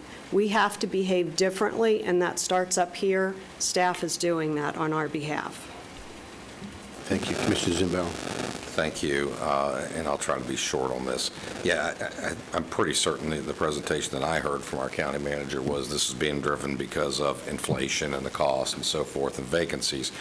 And so I will not be supporting this. This does not make good business sense. There's no question that there are people that need increases. There's no question that we need to retain people. There's no question we need to lure good employees to this county. From a business perspective, I will not make a decision based on lack of information. I'm happy to look at this, happy to consider this on the compensation study. If that compensation study comes back and says there's certain positions that are not being market funded to the tune of 20%, so be it. I'm happy to approve that. I'm not going to sit here and just take an arbitrary 3%, which I would argue 3% is going to do little to nothing to help these employees if you're chasing inflation. So I will not be supporting. I look forward to the compensation study, which I would gladly support if there is enough information there to vet it. Any other comments? Commissioner Lockhart. Well, since this includes the constitutional officers, I think it would be very important that we get their feedback. I am uncomfortable not knowing the situations that they are in terms of mid-year. I see someone here from the sheriff's office. I don't see representatives from any of the other, well, the clerk is here. Sorry, Grant, Mr. Malloy, my apologies. You just kind of here, you know? We appreciate you. I think I'm counting to 3, and I'm very concerned that we're not taking input from the other executives that run very significant and important parts of this county involving law enforcement and the judiciary and Commissioner Zimbauer. And to Commissioner Lockhart's point, during the budget season is when we typically hear from those individuals who should weigh in and give us their budgeted increases for the upcoming fiscal year. Any discussion? Is Chief Spriggs at a place where she might be able to come to the microphone and address that topic on behalf of the sheriff?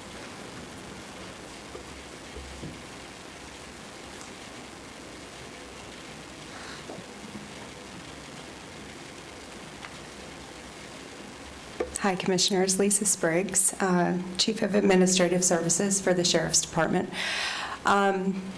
We are experiencing a lot of the same things that you all have discussed here. We have we've made a lot of headway with regard to our sworn officers and our certified officers, but we have continually looked at bumping the minimums up. We have fallen behind. Inflation is compounding that a little bit. We also have, as you know, 1,400 employees. Half of those are civilian employees. And we still have a large complement that are not even at the $15. We are very supportive of doing something as a first step. We're working hard on our budget right now. We submit that to you May 1st, so very early in the process. And so we are reviewing compensation. So whether that is done currently or as part of that discussion, it'll be presented to you. What we were hoping to do with the salary adjustment was to really scale it to our lower or hourly employees, those that have a little bit less discretionary money to be able to absorb some of the inflationary impact. We are also looking at the lower end. We still have employees that are not at $15 an hour. That's been discussed here today. And so that is a challenge that we're continuing. As far as vacancies, we continually fill and lose good employees to higher paid positions. The market right now is very competitive. I know you think of us as mostly the law enforcement side, which we obviously are, but we employ nurses and other skilled labor that we are very challenged right now to find and fill. So it is costing us because we are looking to contracted labor in those cases, and so it's a continued challenge, and I know you're actually feeling that same experience in a lot of different areas. So as far as our office, obviously we're supportive of the employees. They do the work day to day. We're supportive of adjustments. It's vested with the board as to the timing of that, but we will definitely be having those discussions with you. Thank you. I believe Commissioner Constantine has a question. No, not a question, just a comment. Thank you. Thank you, Chief. Commissioner Constantine? I think everybody has made really good points today, and I think, again, no, this is not about the quality or the need and the desire to ensure that our employees are well compensated and that they're satisfied within their job. I've heard, I was not here, I was in government, but I was not at the county, but I heard that the last time that we started the position during the Great Recession, that it was done on the backs of the employees. And we had numerous cuts. 250 people. In employees. And I think one of the things that was mentioned today is that there's a lot of reasons that people stay in things. And quite frankly, whatever we do, another government will do, and increase also. But one of them is job security. And I think it's one of our responsibilities to also ensure job security. I want us to have a positive compensation, but I want to do it, as someone else said, holistically. I want to do it at the time we do the budget. I would, and quite frankly, I concur with what Ms. Briggs just said, is I think if we're going to do anything now, we should ensure that every single one of our employees is making a livable wage, and they're making at least $15 an hour. And I don't know how many employees that would cover, but I would be the first one to say that's what we should do first and foremost, is that we raise whatever level that we have to, for all of our employees, whether they be constitutional officers or ours, to $15 an hour. That is something I would agree to immediately. But if there is something, we should have done this on a work session. It was been told already. This is not the place. This is not the location to discuss this. I know at the last meeting when we talked about this, there was myself and Commissioner Delory, and I can't remember if anyone else did, but we brought up the concern about the 3% across the board. And so I certainly believe that we should increase any employee right now that is not meeting that minimum wage of $15 an hour to that. I think if we need certain positions to be put up, I think we should have a work session on that and talk about it. I believe that we have to approve the, as we are doing right now, individual, we have to approve the attorney's position, because that has been justified and has shown over the years. I believe that right now the mid-year adjustment should be put, those dollars other than that should be put back into the reserve. And we can discuss that at, during the budget discussions. Commissioner Herr? I'm going to take an attempt at a motion here. So I move to approve the BAR as presented with a change to the mid-year salary adjustment to be put into reserve and brought back at a later time where you have the information for reconsideration. I'll stop there. Second. Motion is second. Discussion. The only comments that I would have, and just for clarification, so the money's not being spent, it's just putting into another earmark, correct?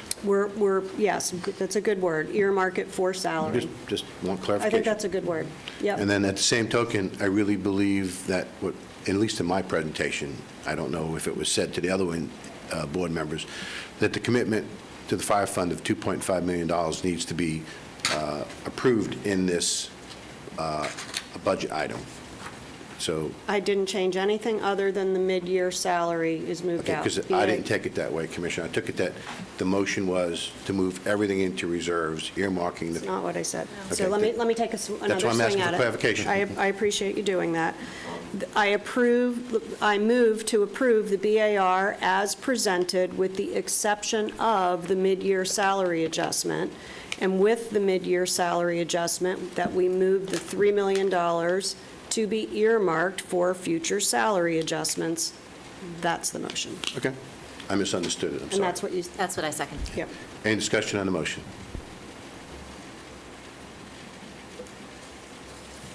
See no discussion on the motion. All in favor of the motion, signify by saying aye. Aye. Opposed, like sign? Aye. I didn't hear what you said. Oh, I'm saying, aye. I said aye on the second, that I'm opposed to it. But I think the Commissioner Herr How is. did you vote, Commissioner Delory? I voted aye against it. Oh, okay. But I do believe that Commissioner Herr is close to what I could to support. I don't want to just earmark those money, for salary adjustments. I do want us to come back and discuss that, and if there are dollars that we need to take out of the reserve to put into the adjustments right now, I could be supportive of that. Bingo. I just don't want to earmark it directly, so I will make that motion. Can you repeat your motion so we I clear? will do the best I can. That we take the mid-year adjustment and, to where it is now, except for the 3%, but that we continue discussions, I hope through a work session and other things, to see salary adjustments that may need to be done either individually or collectively. All the other things that are in the mid-year adjustment, I support. Second. Okay. Discussion on that motion. So clarification. I think what I heard was, we're approving the BAR as it's presented, with the exception of the mid-year salary adjustment, to be brought back at a work session somewhere between now, I'm sort of paraphrasing because you didn't say this, but the timing of that would be between now and the budgeting process. Yes. Just for clarification purposes, Tim, at the last budget approval, which was in September, didn't we move the bottom pay scale band up to $14 an hour? We moved it to $14 an hour, I just want to be clear. Okay, all right, from $10.65. to 14. Okay. Commissioner Constantine, can you repeat your motion just for clarification, just to make sure we're all clear? Approve the mid-year adjustment with the exception of the 3% across the board, which can be brought back to discuss either with individual or collective adjustments at a future work session. And the seconder agrees to that, right? Was there a second? Before, He seconded it. before the final budget, in preparation for the budgetary, yes. Well, I assume that the staff, if the county manager is agreeable to that he'll be bringing it back. I think I heard May is when their compensation study completed or close to it. Is that correct, Mr. Abel? That is what we are hearing, yes. Okay. Commissioner Hurt. Seconder agrees. Suggestion, would you, because you said you would you take it under consideration to move anybody that's below $15 up now for a mid-year? I would. Seconder agrees. In fact, I was hoping. So you're yes. amending your motion, is that correct? I am amending the motion to also include that anyone that's below $15 right now will be moved up to $15. Seconder agrees? Agrees. Any other discussion on the motion? Seeing none, we'll call the question. All in favor of the motion signify by saying aye. Aye. Opposed, like sign. Motion passes. Okay, now move on to county manager and staff briefing. Anything else you'd like to add? I have nothing. Okay. Mr. Applegate, county attorney? Yes, I need a report on the retention process for the county manager. Just to confirm, this morning I talked to Bob Slavin, and he certainly agrees that a meet and greet with senior staff, with the finalists, when the finalists are selected, is a good idea. So I talked to Joe, and we're going to ask Melanie to help my office coordinate some type of meet and greet, and we'll report back before then to make sure that it's a format that all of you are comfortable with. So, Any comments, questions on that? There will be no ranking or, voting on that. It's just a meet and greet. Okay. Any comments? Commissioner Hurt? Just, and you don't have to clarify this today, but when you bring back, I'm going to continue to ask for the process to be spelled out a little more as to how the finalists get handed over and how the finalists get to, who's meeting and greeting, who are we meeting and greeting? That needs to be spelled out so we're not surprised. No, exactly. That's why I will report back, and we will discuss that at length with all of you. Before we go into recess, we normally do 1:30. Is there any objection if we do 2 o'clock? Yes. No objections? No, I have an objection. Okay, yep. Do I hear 1:45? What's, I have- I if just- 1:30 is what my schedule's planned for, do we need to change it? I just want to make sure we all have plenty of time for lunch, that's all. Well, we have an hour and a half, which is more than any That's- other employee in this building gets, so I That's think fine. that's enough. I'm only asking the question to be, I'm fine at 1:30. we'll reconvene at 1:30. We're now in recess.